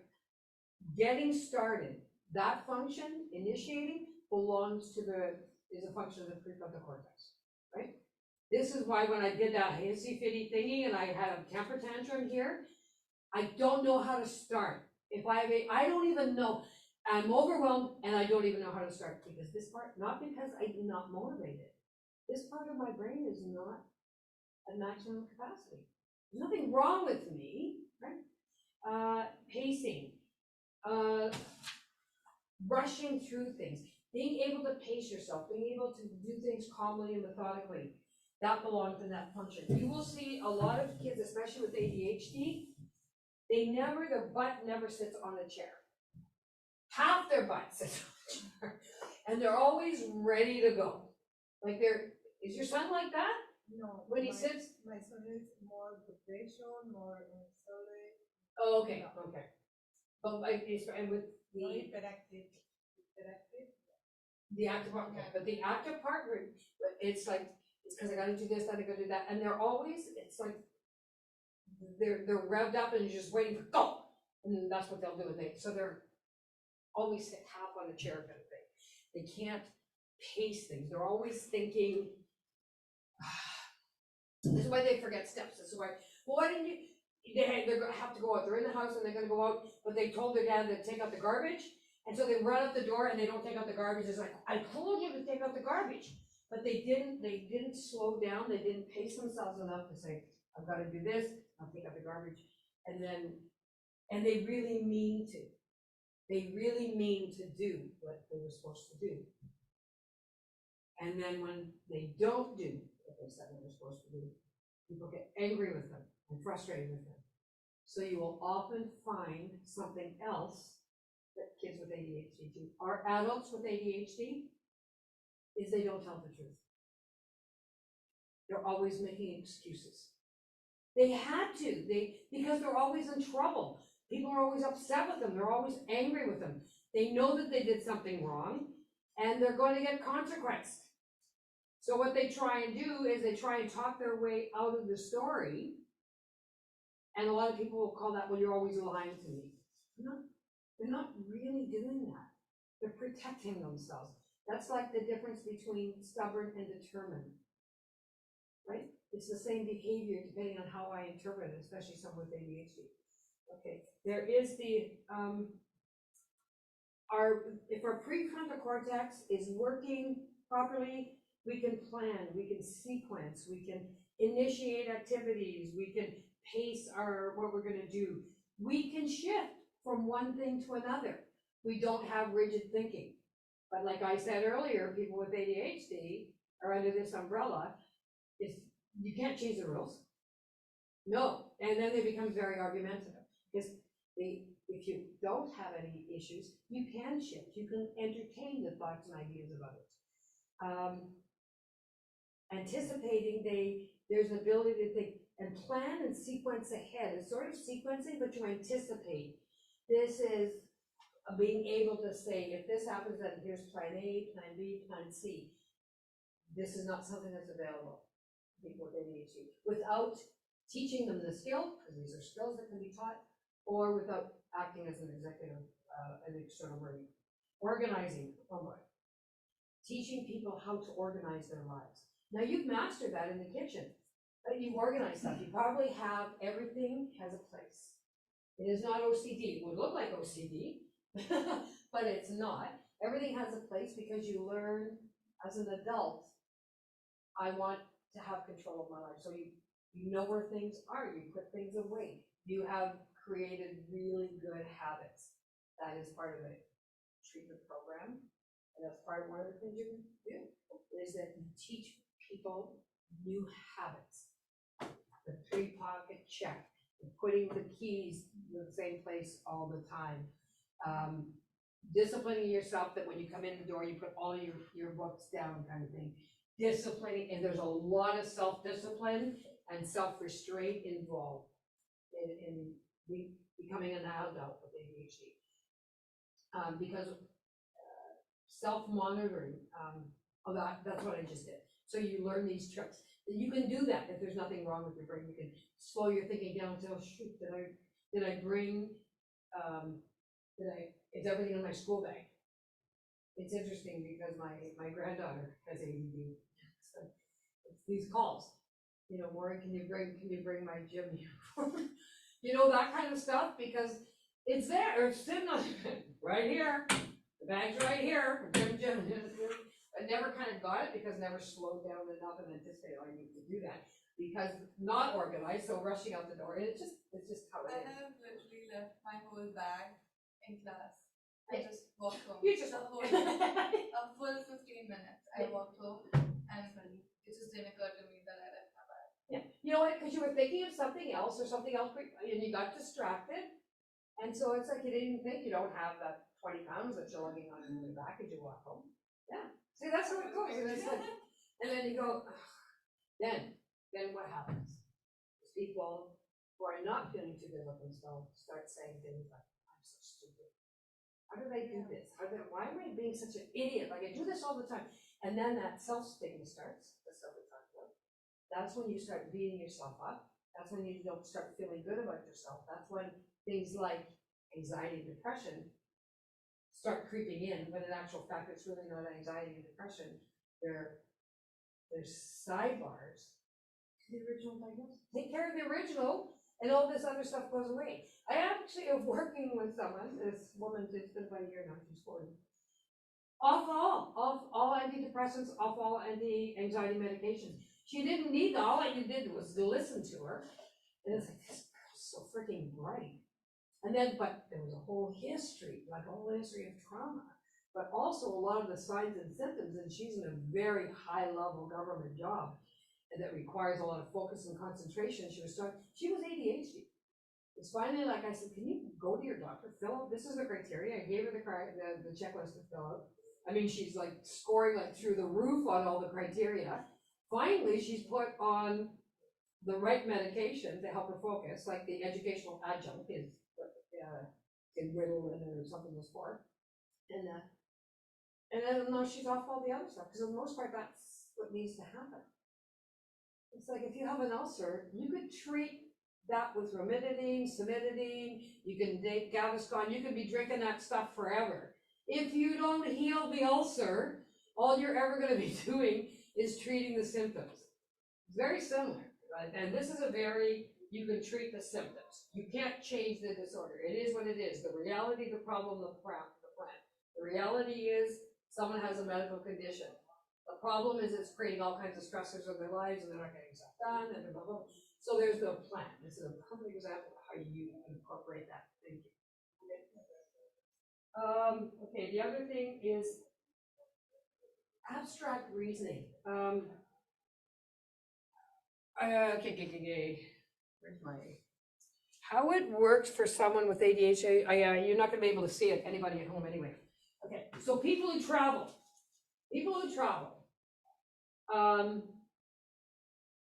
Abstract, when we talk about that thing, you start at 8, you're starting at Sudbury, and you're going to Toronto. Boom, straight line, right? It's gonna take, you're leaving at this time, it's gonna take this long.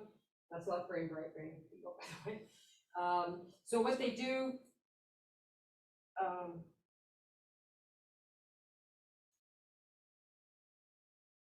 someone's got that reason, okay, we're gonna do this, and then we're gonna stop here, and then we're gonna stop here. And then that's it, there's kind of a linear line. That's a good example of left brain, right brain. Left brain people start in Sudbury, end up in Toronto 3.5 hours later because it's straight line. People with right brain, they start here.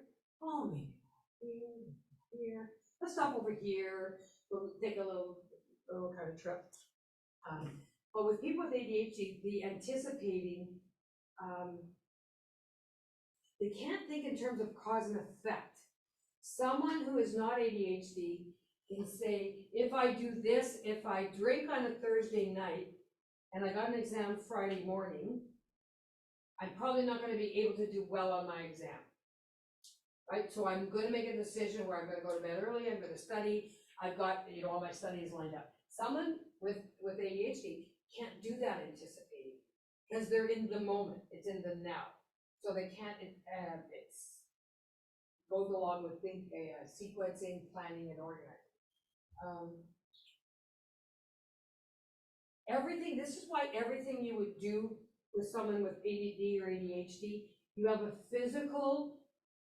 visual representation of what you want them to know. Is that if you do this, I can't find my pen, my marker. Because if I'm working with someone, I say, okay, if this is what you want to do, then I draw an arrow here. Okay, this is a possible consequence. Then I draw an arrow, this is a possible consequence.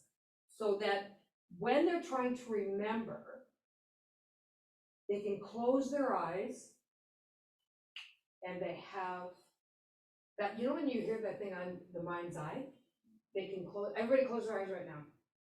Close your eyes. Right here. What did I just do? Put your hand in the air and do what I just did. Close your eyes, keep your eyes closed. I want you to repeat for me what I just did. Okay, do it.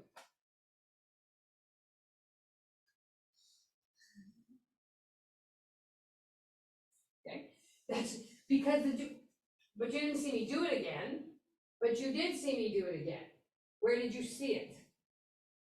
We see it in our mind's eye, right? Is that the more senses you use, is that when we talk about problem solving and we talk about plan A, plan B, plan C, you're going to think, okay, I remember Mo standing up there and doing this, and then doing this, and this, and this, because how many senses am I using right now? What sense? Visual, auditory. Yeah. As many senses as I can get. I'm also moving. So there's kinetic activity that's happening right now. So I'm being active. That's a thing. And when I teach like this, I move all the time.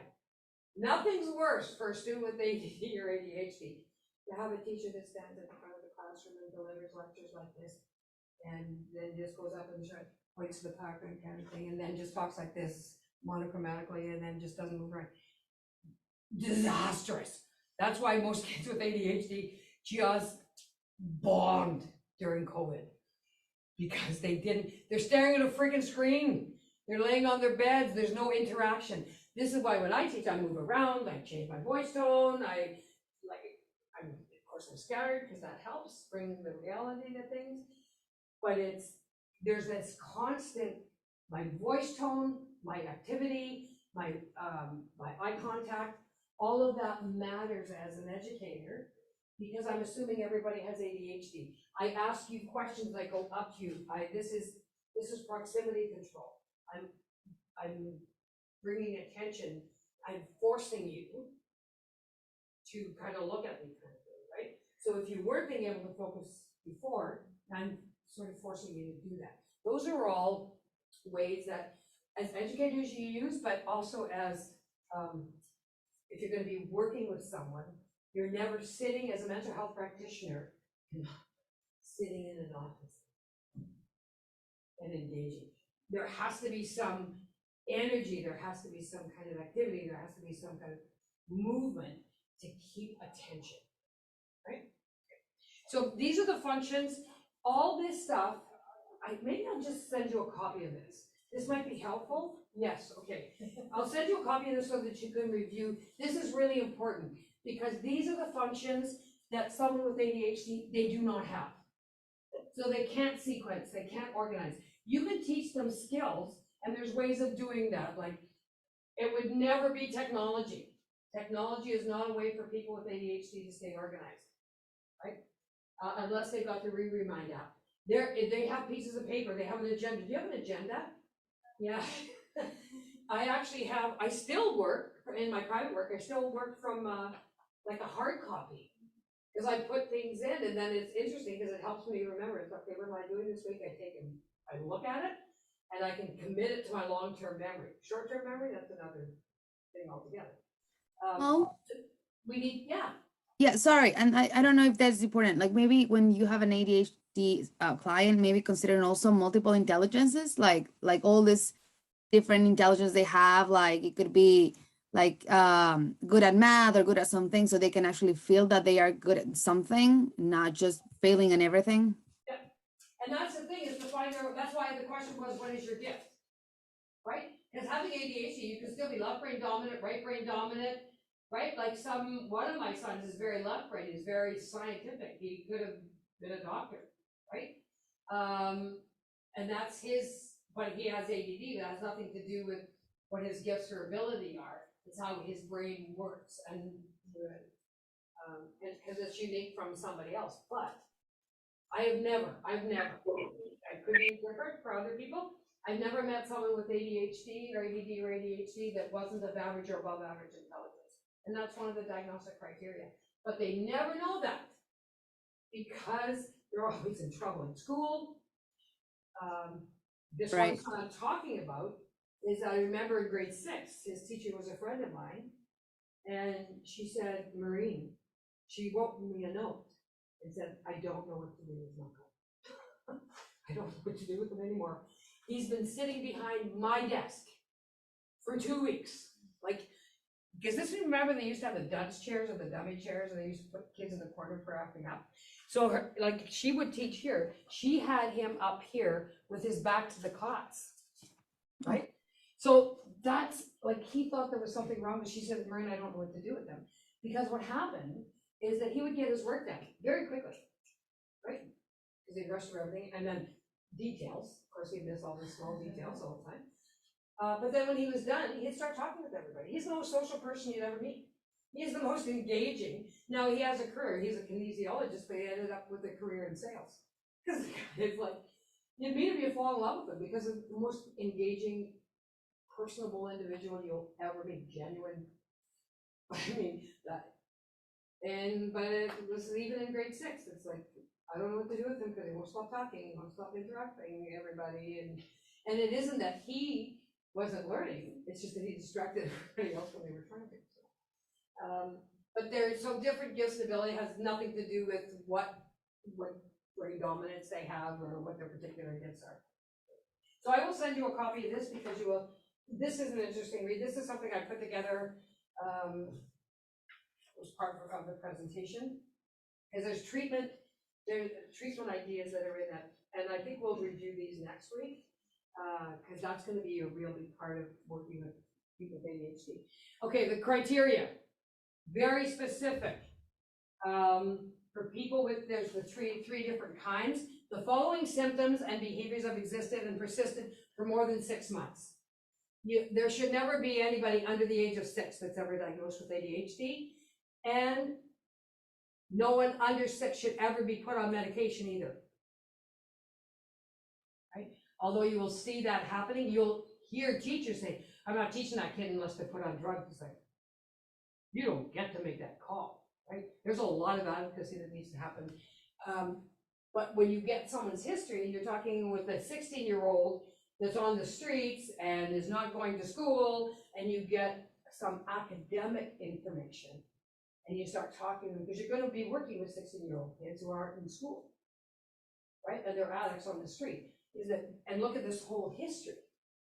And then you find out maybe there was something, you're looking for this actually.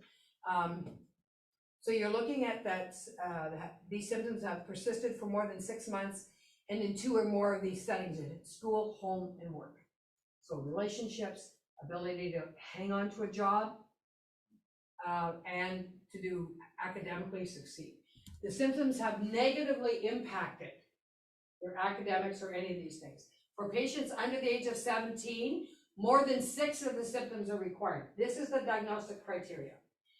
For patients over the age of 17, more than 5 symptoms. So very specifically, doctors, they look at the DSM-5, they will take this diagnostic criteria, then they will check off, and they will decide from that. They may do an assessment. If you're working with a 16-year-old, they may go to a teacher and ask them to fill out a form that says, how do you see this person perform? Then they'll have the parents fill out a questionnaire. But the problem with that, they're all subjective. There's nothing in it because it's all behavioral observation and it's all experiential. So if a teacher has to do an assessment on you and you just tick that teacher off because you were such a pain in the butt yesterday, and she has to do an assessment on you, that she may elevate the scales of that. But that may not be a true picture of who you are, right? You've got to be careful of snapshots. When people do snapshots of kids' behavior, if you have to, in order to create a baseline to see if there's an actual disorder, you have to have enough information and over an extended period of time. Because if I was to assess any of you, if you were to come into class and I was to make a judgment on your skill or ability, just meeting you one day, and the night before you didn't get any sleep or you got a call from home that something bad happened at home, and so you weren't able to focus and concentrate, and I did an assessment on that day and you failed, and I used that as your criteria, how unfair is that? This is when I talk about baseline and getting to know the people you're working with, right? That one bad day or one bad week or one bad month does not necessarily mean that someone is crashing and burning, right? Then you have to look at what their baseline behavior was before. Okay. So it says, I'm sorry, I have to increase this to different criteria. You're talking about 3 different diagnoses. They're talking about ADD, which is the attention part of it, then ADHD, which is the hyperactivity part, but now they're coming up with a combined one, but I'm going to focus mostly for you guys on ADD and ADHD. So the inattentive type, for someone to have this, they display poor listening skills. They lose and misplace items needed to complete tasks or activities.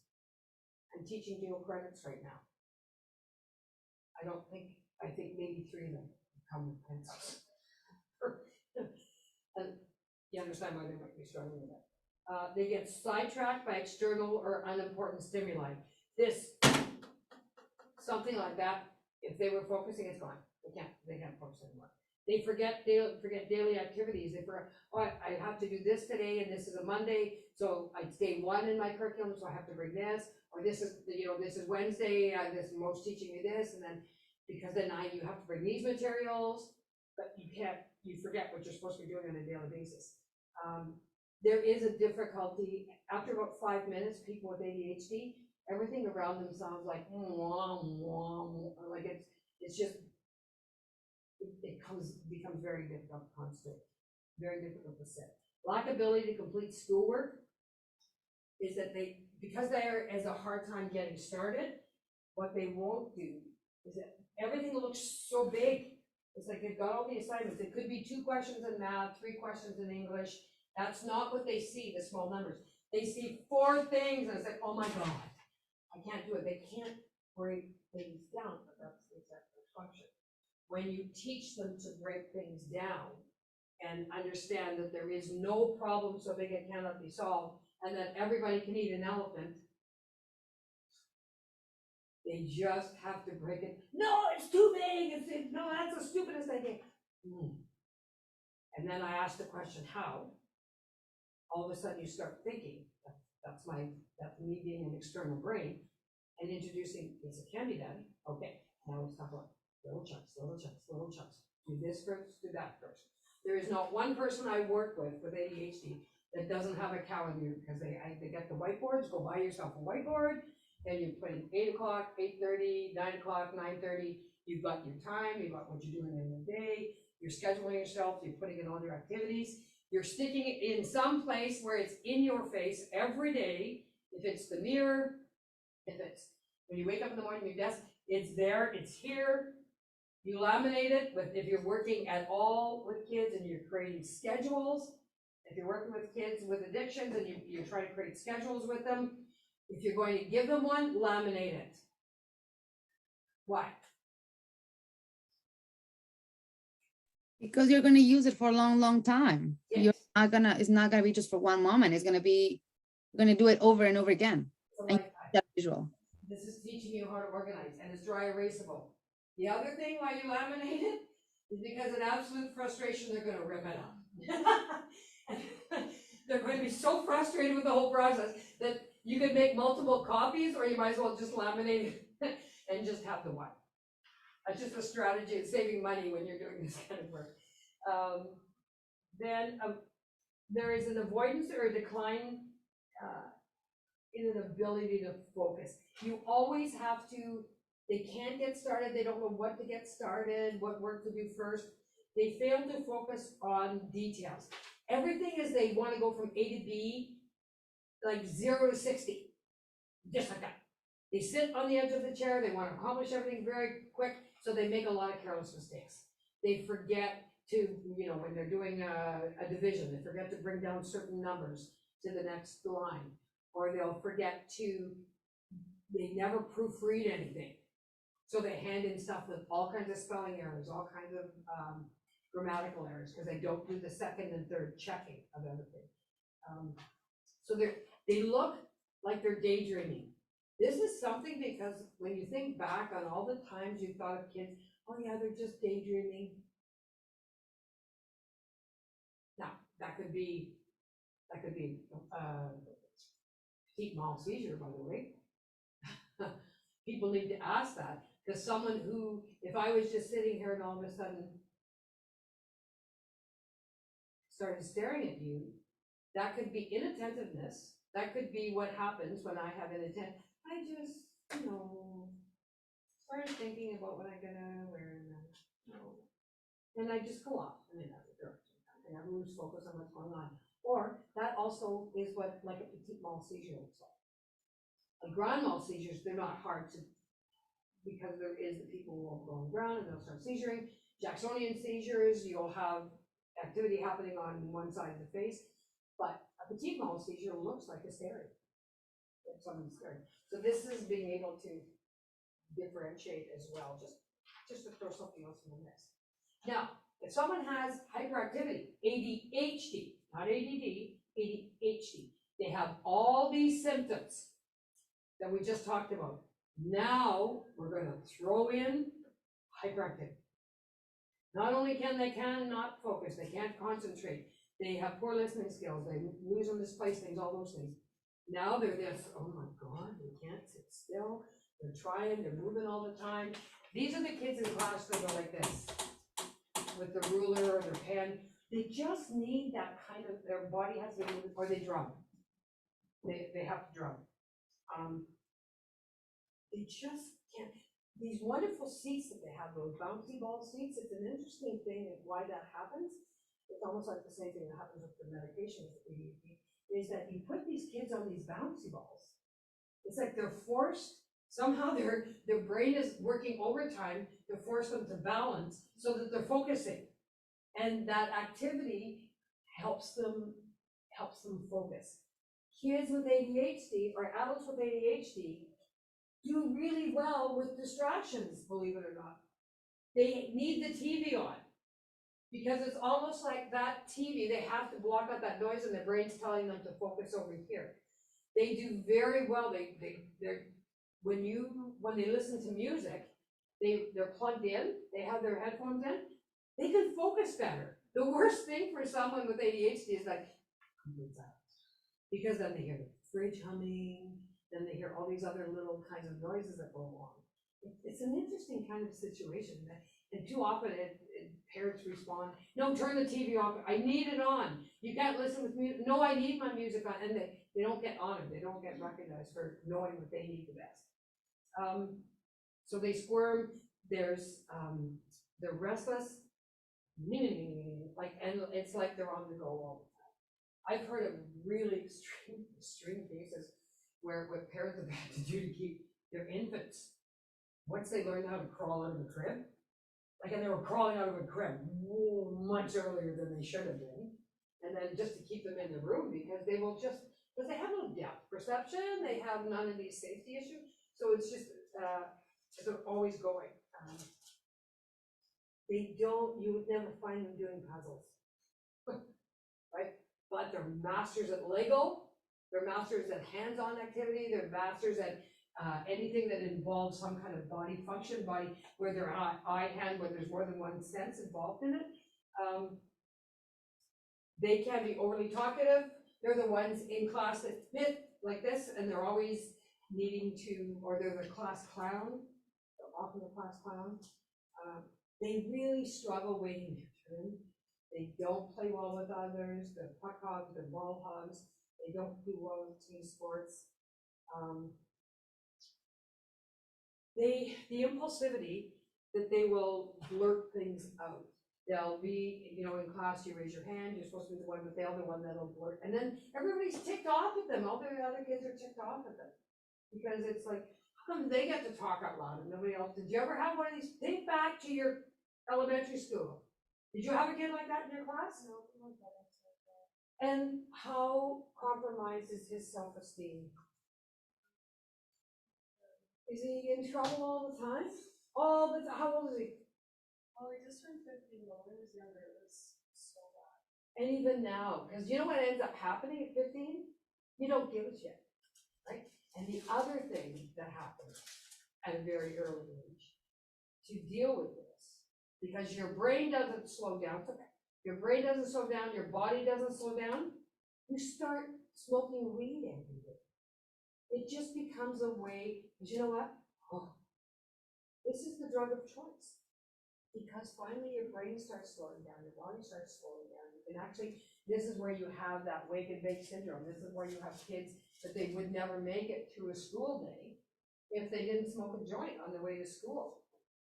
Because now they can actually focus. It's interesting, like we can give a prescribed medication, like Ritalin. It would be okay if you take Ritalin or Adderall or Strattera or Bipedin or one of these medications, because they were prescribed by a doctor. But if someone medicates with weed, that's the problem. It's interesting, because Ritalin has a lot of side effects. When you guys do the research, you're going to be finding out how many side effects there are in Ritalin in terms of appetite, in terms of, I know kids that have been on it for an extended period of time ended up with vocal tics. Right? Whoop. I had nothing to do. They never had this before they went on Ritalin, right? So there are some things to look at. Now, all these medications that are used to treat ADHD, they have a life to them, right? They have a half-life, and drugs are called a half-life, so that they're only good for so long. And so unless people are educated, that you can give someone Ritalin, depending if you're giving them regular Ritalin or SR, which is the slow release. Methylphenidate, actually, that's the generic name, is Ritalin. Then it goes by the name Concerta. So it has like, it will take someone from 7 in the morning till 2 in the afternoon, but then it leaves the body, and literally people feel when it leaves the body. But for the rest of the time, they're ADHD.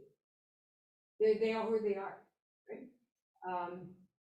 And it's after that so usually it's only used as a work or an educational adjunct. you don't give these medications after 4 o'clock. People would not be able to sit. They wouldn't be able to sit. Things like blue screen and stuff like that become really important. But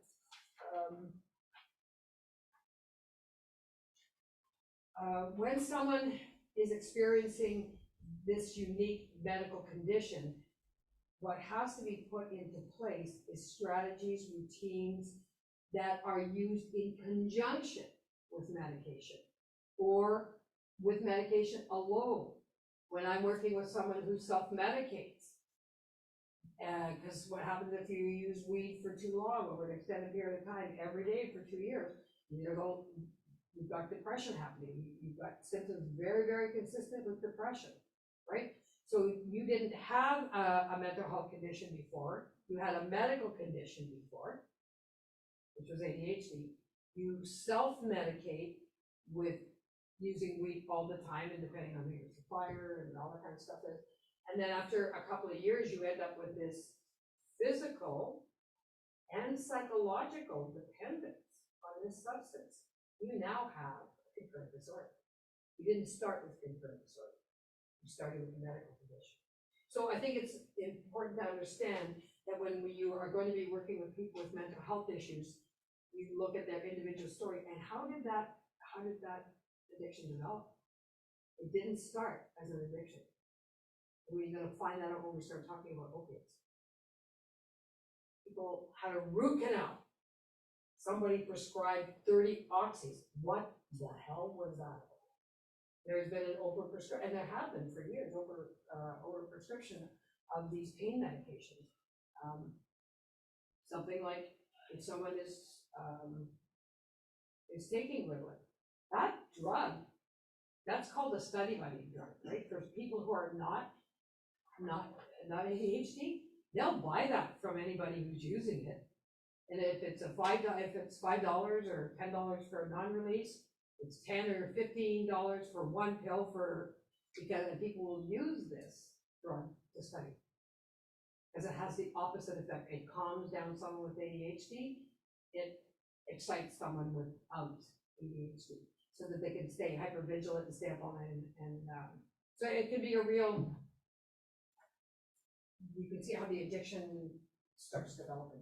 And I think it's important to start making that connection. Okay, the additional requirements for diagnosis are the symptoms that have to be present prior to the age of 12. You can't have someone at 13 develop all these symptoms. It's not going to be ADHD then. It's going to be trauma, or it's going to be some PTSD or something like that. That the symptoms are not better, they're not caused by some other mood disorder. There is the third type, and is the combination type, and that meets both the inattentive and hyperactivity impulse criteria. The DSM-5 didn't really created a lot of division in symptoms, and I don't even know how doctors and psychiatrists do it because there's so many criteria that they have to go through. Like it used to be ADD or ADHD, now they've got, but it can be both. I don't know why they made it more complicated, but it just is. But there could be like predominantly, it's combined type, but predominantly inattentive, combined type, predominantly inattentive. I don't know at the end of the day that it really matters because the behavior in itself is going to be like that. But I want to give you one example of with hyperactivity before we get into some of the treatments. Has anybody ever shot a gun or any skeet shooting or anything like that? Okay. What happens is, at one point in my life, I used to skeet shoot, but when you take a rifle, right, you hold the rifle like this, right, and you position the barrel of the gun into your shoulder. So you hold, you ready your gun. Then there's a target up there, right? So you're looking at what you're going to shoot, and then you pull the trigger. So you ready. You aim, and then you fire, okay? What happens with people with ADHD? Because the basal ganglia is not operable, so you're not having the right levels of neurotransmitters, impulsivity takes over, and it goes, ready, fire, aim.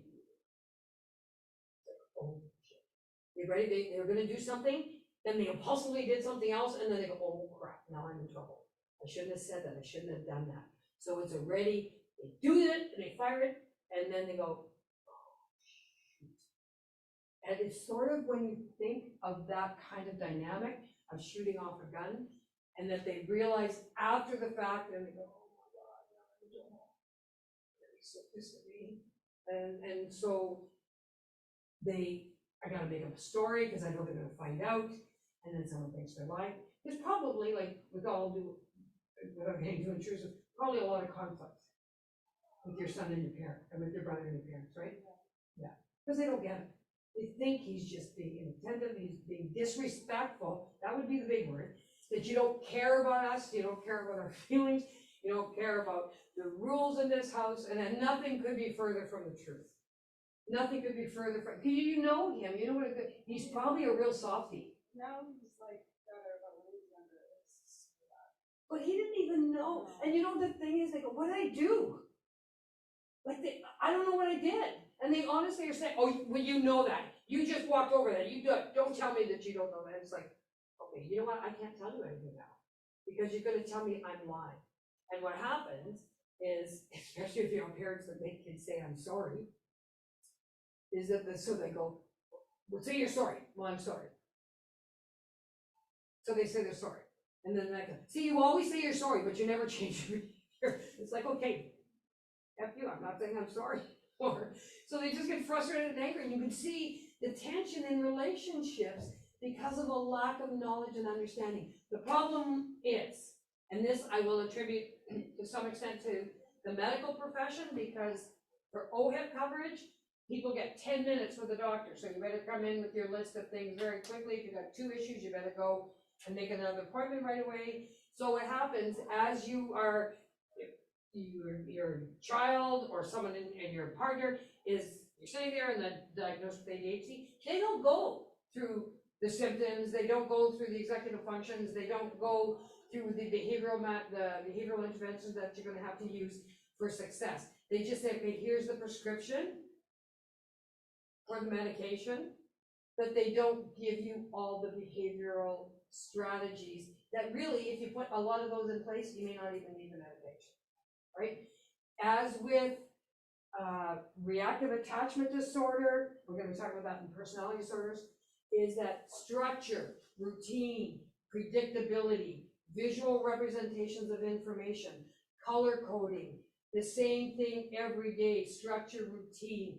It's interesting with someone with ADHD, a young person, that you change their routine. I wonder if this ever happened to you, that you had your day planned out, and someone, they just came up and said, oh no, we're changing that, we're doing something else. It's like, I just forgot about it. don't do it, don't do that. Don't change my plans at the last minute, because this is what I'm supposed to do, and I'm rigid. This is one of the sides, I'm rigid in my thinking. Give me a day notice, or let me know in the morning, but don't tell me we're doing this awesome. I don't care if it's awesome. You did something, you changed what I expected to happen. I can't function like that. And it doesn't have to make sense to anybody. As mental health professionals, if you're working with someone and you find out that they have this diagnosis, this is an opportunity to get out of your brain, get into theirs. And this is how they see the world.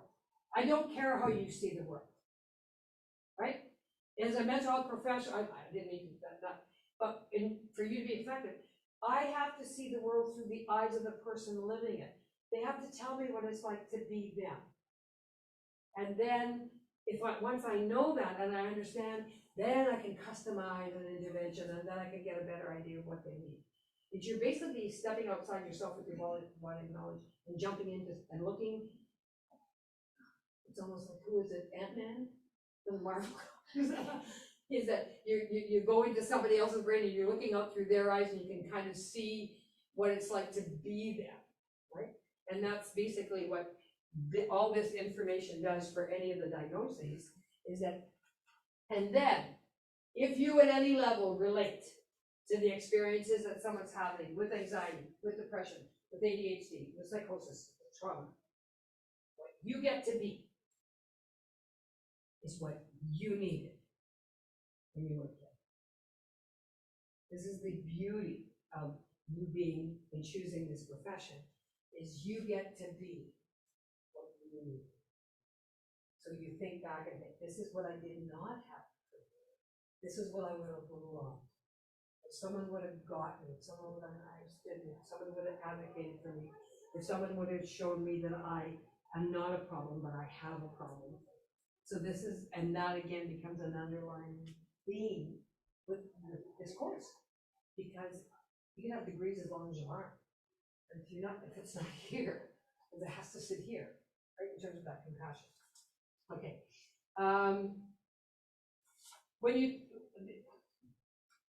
The other thing you really need to do is, if you know that someone is taking a medication, you got to research it, because something like Strattera is different than Bifenton, different than methylphenidate. There's Adderall. Someone's researching that in this class. That can be a highly addictive and that substance, and it has a lot of side effects, right? And for the most part, if you ever see a 14, you should never see a young kid on Adderall, but you will. That's more than adult medication, and like diabetes, you don't get it right the first time. People take different levels and have to find what level of medication they need to be on. It's very idiosyncratic. The same thing, interestingly, with antidepressants and with ADHD medication. One does not work for all. You may have to try different ones before you have long-term success. But there's a lot of physical side effects from medication. Okay. Okay, so these are all in your notes. What time is it? It's almost 10 minutes. 10 minutes to 11. Okay. You know what I'll do next week? I'll add psychosis. But let's just go through some personality disorders. You're going to see this. There's 3 clusters. There's cluster A, there's cluster B, and there's cluster C. Right?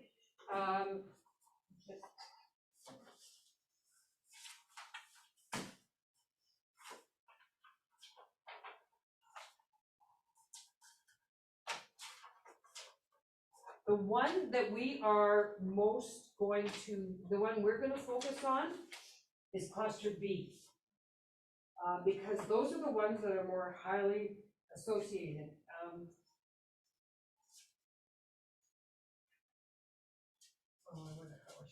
Okay, a personality disorder, as it's defined, right, involves patterns of behavior.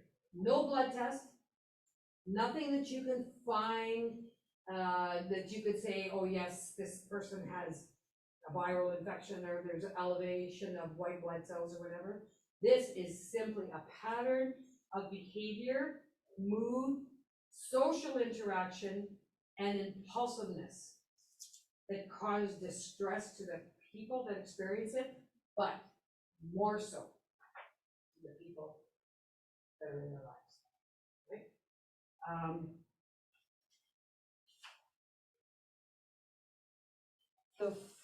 There's, in cluster A, just to give you the different kinds, in cluster A, there's the paranoid personality disorder, the schizoid personality, the schizotypal, but I'm not going to worry about those. But just to know that there's 3 clusters. In cluster C, there's the avoidant personality, the dependent personality disorder, the obsessive compulsive personality disorder, different than having OCD. The one I want to focus on, the one that is mostly highly consistent with ADHD or with concurrent disorders, is cluster B. And in cluster B, you are going to find borderline personality disorder, antisocial personality disorder, histrionic personality disorder, and narcissistic personality disorder. I'm sure a lot of you have heard about. It seems like the internet is just polluted with definitions of narcissism.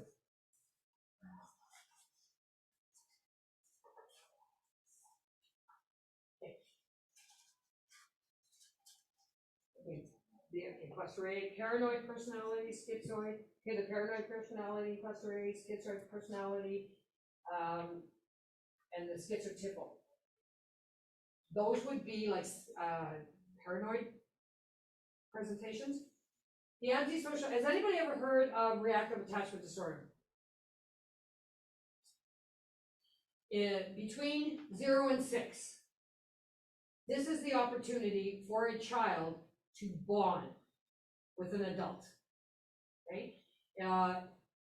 Erik Erikson, when he developed the 8 stages of social development, that 0 to 1, that 1 year of development is, he calls that trust versus mistrust. This, within the first 6 years, there is this opportunity that is available for children to bond and create an attachment with a significant adult. It does not necessarily have to be a parent, but there has to be a significant and consistent attachment to some adult, okay?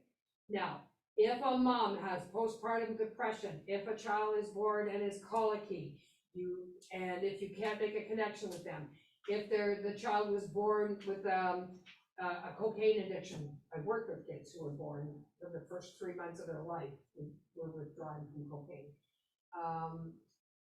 If the pregnancy was a result of a sexual assault and there was no connection with the child, there's no bonding with the child. If a bonding does not happen within the first 6 months, first 6 years, for whatever reason, the brain rewires. And you have children who have now at a subconscious level learned, I can't depend on anybody. And it's like their limbic system doesn't develop. They are always in survival mode and will do whatever they need to do to survive, right? The two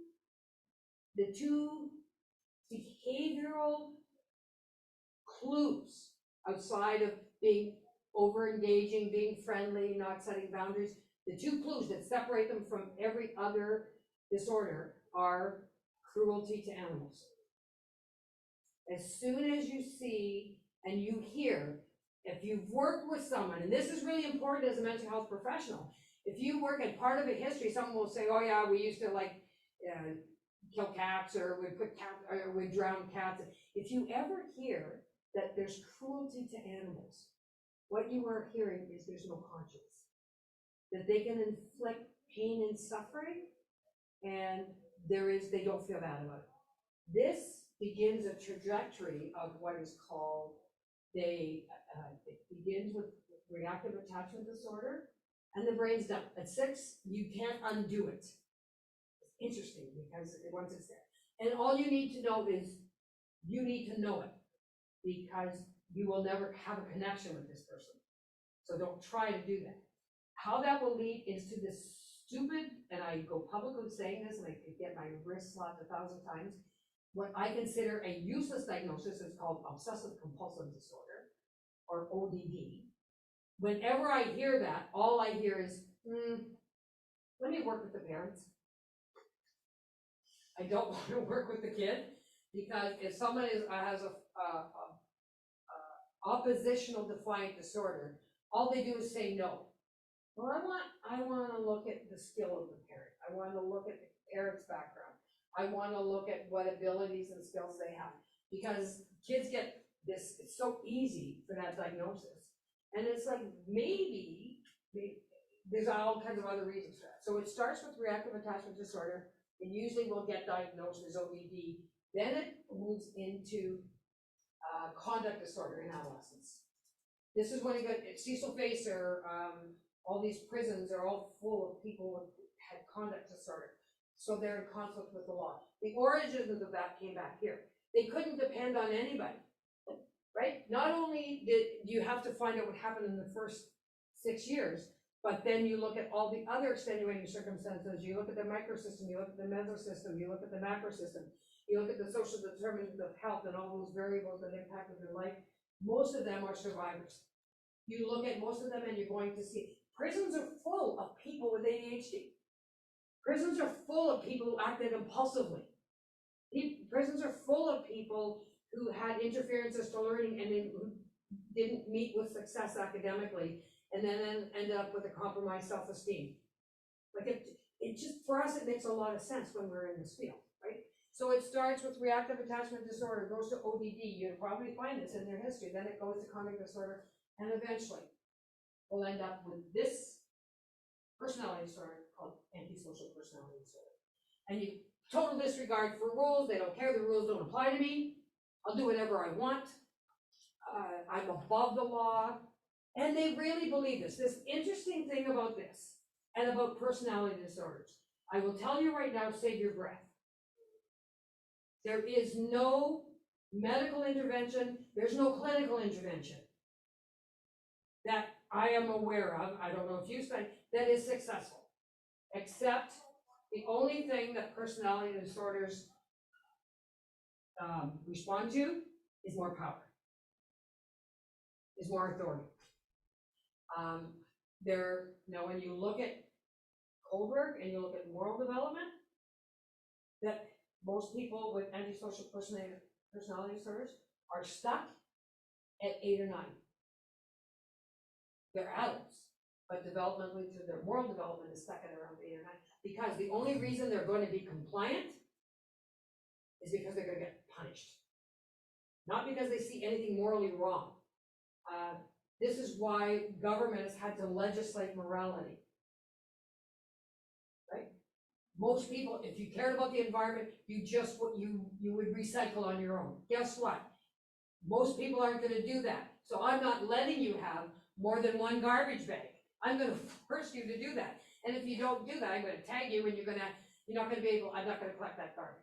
And now you can only have 2, you can have 1 green bin, or you can have as many green bins or blue bins. That's a simple, they're having to tell people that if you can't do the right thing for the environment from an altruistic perspective, they're going to make sure you comply by making it unpleasant for you. The right thing to do is to wear a seatbelt. It saves lives. It saves your brain. Saves the hospital system, everything. People don't want to, you know what? Okay, fine. Don't wear your seatbelt. If I catch you without it, if I catch you on your phone and it's you don't go on your cell phone. You don't do that when you're driving. You potentially can kill somebody. You know what? You're going to do it anyway? Fine. I fine you. That's a $600 fine. I'm going to have to fine you into compliance. I'm going to have to punish you into compliance. And it's not just going to be that $600 fine, because the insurance company is going to find out that you got a fine for texting and using your cell phone while you're in your car. You think you can get them? Oh, no one's going to know. Maybe no one will know until the day you hit somebody, and then they're going to know. And you go, I shouldn't have. Yeah, of course, right? And then not only that, but now your insurance rates are going to go up through the roof, because you just got you lost points, or you gained points actually. You got points on your driver's license, which are going to stay there for 4 to 5 years. See, this is the consequence. If someone with ADHD can't know that I'm going to have consequences, I'll just pay that $600 fine. No, the insurance rates are going to go up, and they're going to go through the roof. And you're going to have these points that it's going to take you 5 years to get back. So with antisocial personality disorders, they have this kind of thinking, they're above the law, and the only thing that personality disorders will ever respond to is more power, is someone they see in a power position. That's important for you as a mental health professional. This nice, warm, fuzzy kind of way of dealing with people is not going to be effective with personality disorders. Boundaries, limitations, these are the expectations. I do that. I don't have a personality disorder, but I give you expectations. Your assignments are due on a Wednesday. If you hand them in past 4 o'clock on a Wednesday, I'm not taking them. That's a boundary. If you have an antisocial personality disorder and you want to test that, go ahead. The first time I don't accept your assignment, you're going to know that I mean what I say. That's fine. If I had to make that point, so be it. I'm not fighting with you, I'm setting boundaries, and that's important for clinicians and for people working in the field of mental health and addiction. They have spent their whole life messing with people. People with addiction issues and mental health issues or concurrent disorders have been playing people like a fiddle for years. They've been manipulating people for years. You're working with a 33-year-old at Sassy or at some place where you're gonna, or in a prison situation, is that they look at you and go, look at you, I'm gonna have you for breakfast, like you're so easy to manipulate, and I'm gonna do the scary thing, and then if you're, really consistent, then I'm gonna try the charming thing. Like, they're going to play you. You need to be aware of that. Your own needs, this transference and counter-transferring issues become really paramount for this book. Okay, so antisocial personality, these are all in your notes, but there's a disregard for others, persistent lying, stealing, using aliases, conning people. It's how they've lived, it's how they've survived. I'm not gonna judge it, I just gotta be smart about it. I didn't live it, I don't know what they did between 0 and 6. I don't know, these are walking wounded. For me, personality disorders are walking wounded, right? But that doesn't mean I'm gonna be stupid and I'm gonna let my guard down. I'm gonna know that this is how they behaviorally present, and so be it. That's who they are. So this was created. They were not born like this. This was a creation through some kind of social construct, however it happened. There's impulsive behavior, consistently irresponsible, and a lack of remorse. Not my problem. Big what? Right? There's no accountability or responsibility. The second one is borderline personality disorder. These people, you'll see this a lot. This is the one I think is, from my experience, is misdiagnosed a lot. I have people that have been, students that have been diagnosed with borderline. It's like, I've sat with you for 2 years, there's no way in hell, right? I mean, because someone they don't know the person, they haven't spent time, and psychiatrists don't necessarily get to have that time with you. You may sit with a psychiatrist for 30 minutes and they sit there with their laptop and they're asking you all these questions, and they don't know you. The same thing, can I talk about my daughter being a naturopathic doctor, is that it's not 10 minutes with her. If you go in and see her, you're sitting an hour and a half, right? This clinical kind of, the medical and the clinical information that's ascertained or obtained is done over getting to know the person, and then you spend, that's why it's never a quick fix, right? It's not like you take a pill and everything's over. It's like if you're looking at actual healing, you're looking at a process of it going over here. The same thing, diagnosing someone with borderline personality, that always a struggle for me. There's impulsivity and risky behavior such as unsafe sex, gambling, eating. It's just everything's in the moment. A really compromised self-esteem. I would really want to get someone's history on that, because even if I have someone with concurrent disorder that has this, I still will know, if I know where it came from, I can build on what strengths that actually exist. I won't get drawn into the drama, but I can still work on the strengths that work. There's in unstable and intense relationships, there's always a lot of drama. There's a lot of conflict in these relationships. Suicidal behavior or threats of self-injury. These are the people when I'm working, especially with couples, and you get into the situation where, well, if he leaves me, I'm going to kill myself. Oh, the ultimate manipulation. Anybody knows Colorado, that's on 3. And this is what they'll do. And then the ownership and responsibility for that person's behavior now is placed on somebody else, right? Ongoing feelings of emptiness, frequent, intense waves of anger. It's just, it overlaps a little bit. What you need to understand with personality disorders, especially cluster B, is that it's not a straight line between all these behavioral presentations. There is an overlapping. It's a little fluid in terms of the presentations. The histrionic personality disorder, these are the people that are constantly seeking attention. They are the frickin' drama queens, right?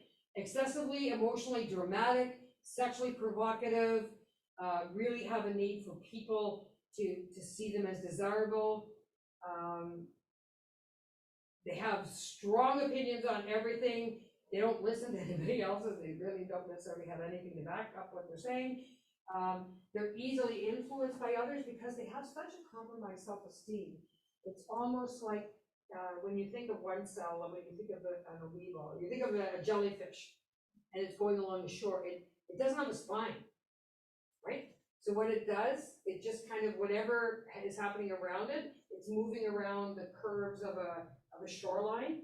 It can't maneuver away from it itself. It just kind of, and that's sort of like you would think of a histrionic personality.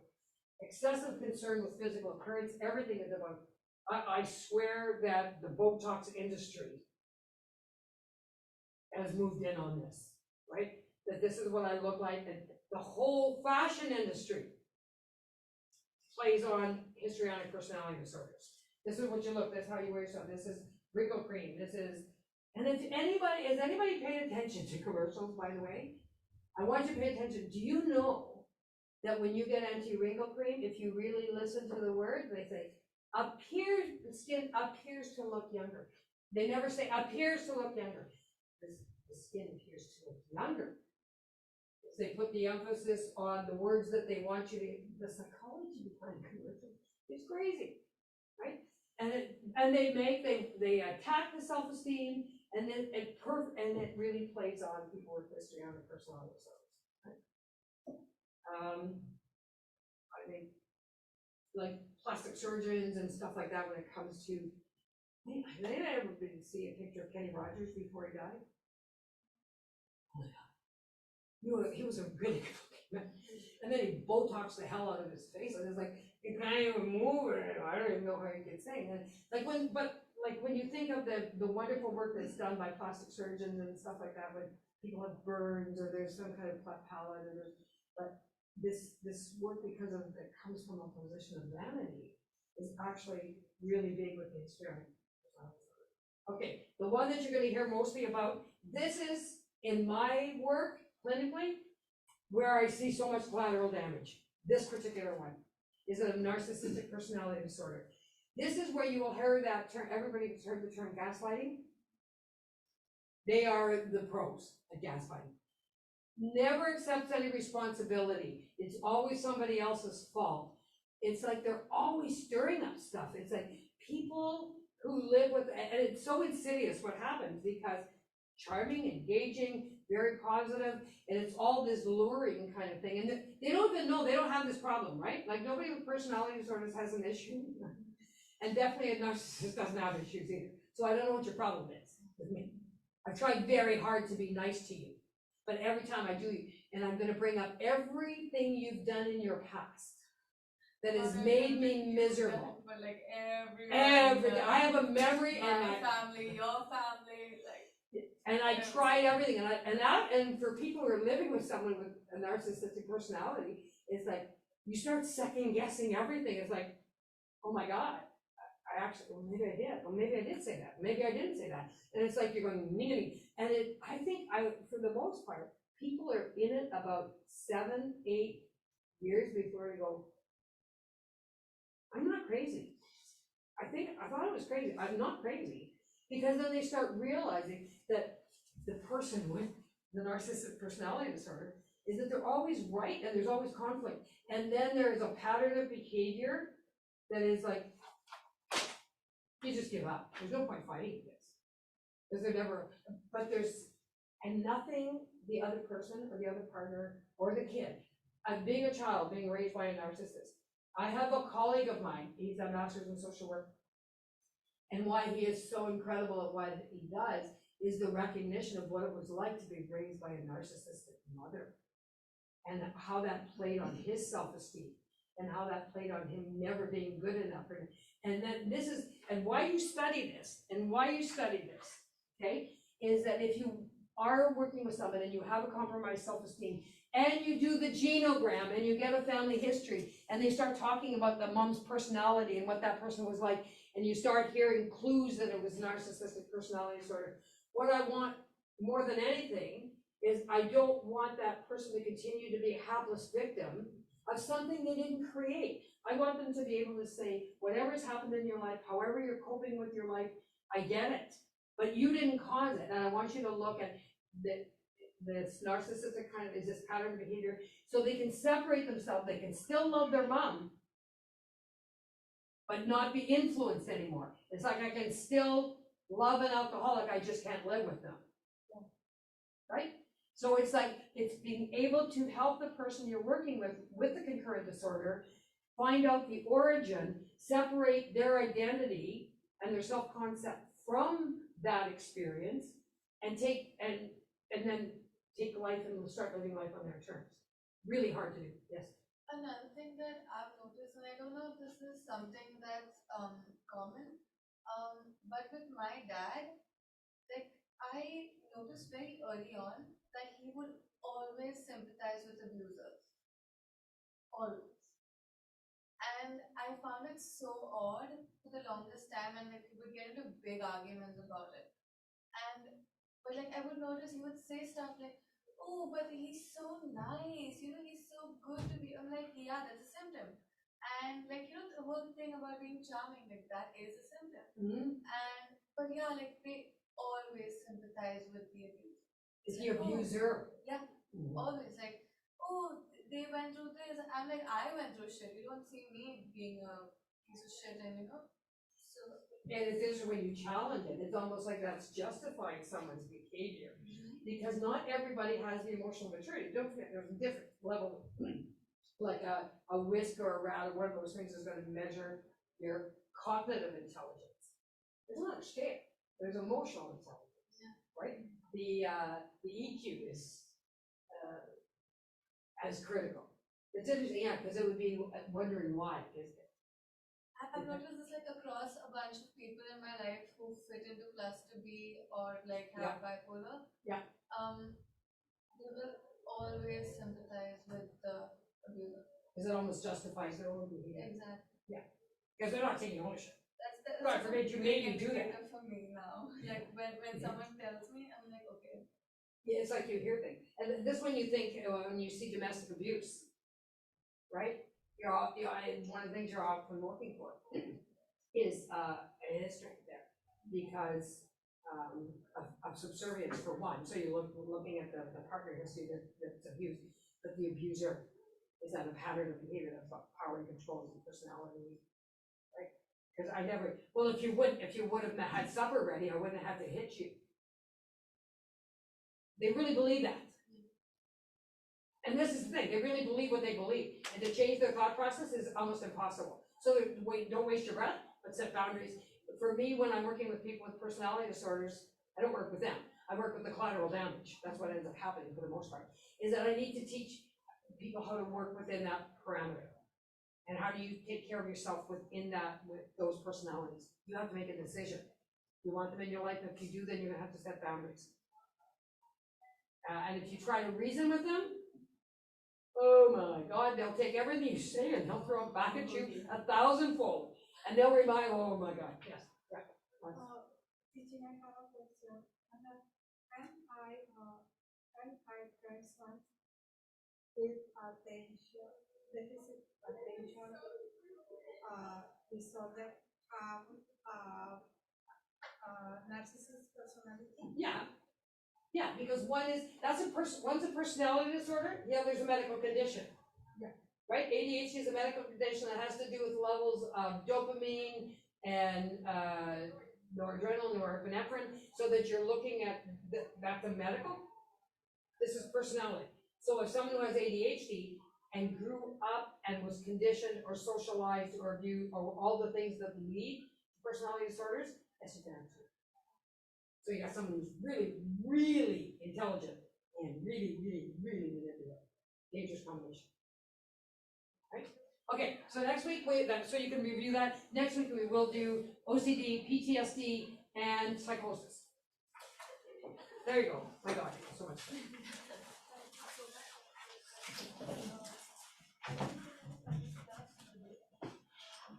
Jimmy Wedge, guys. Bye, everybody. Take care. Thank you. Thank you. Bye. Bye, Professor.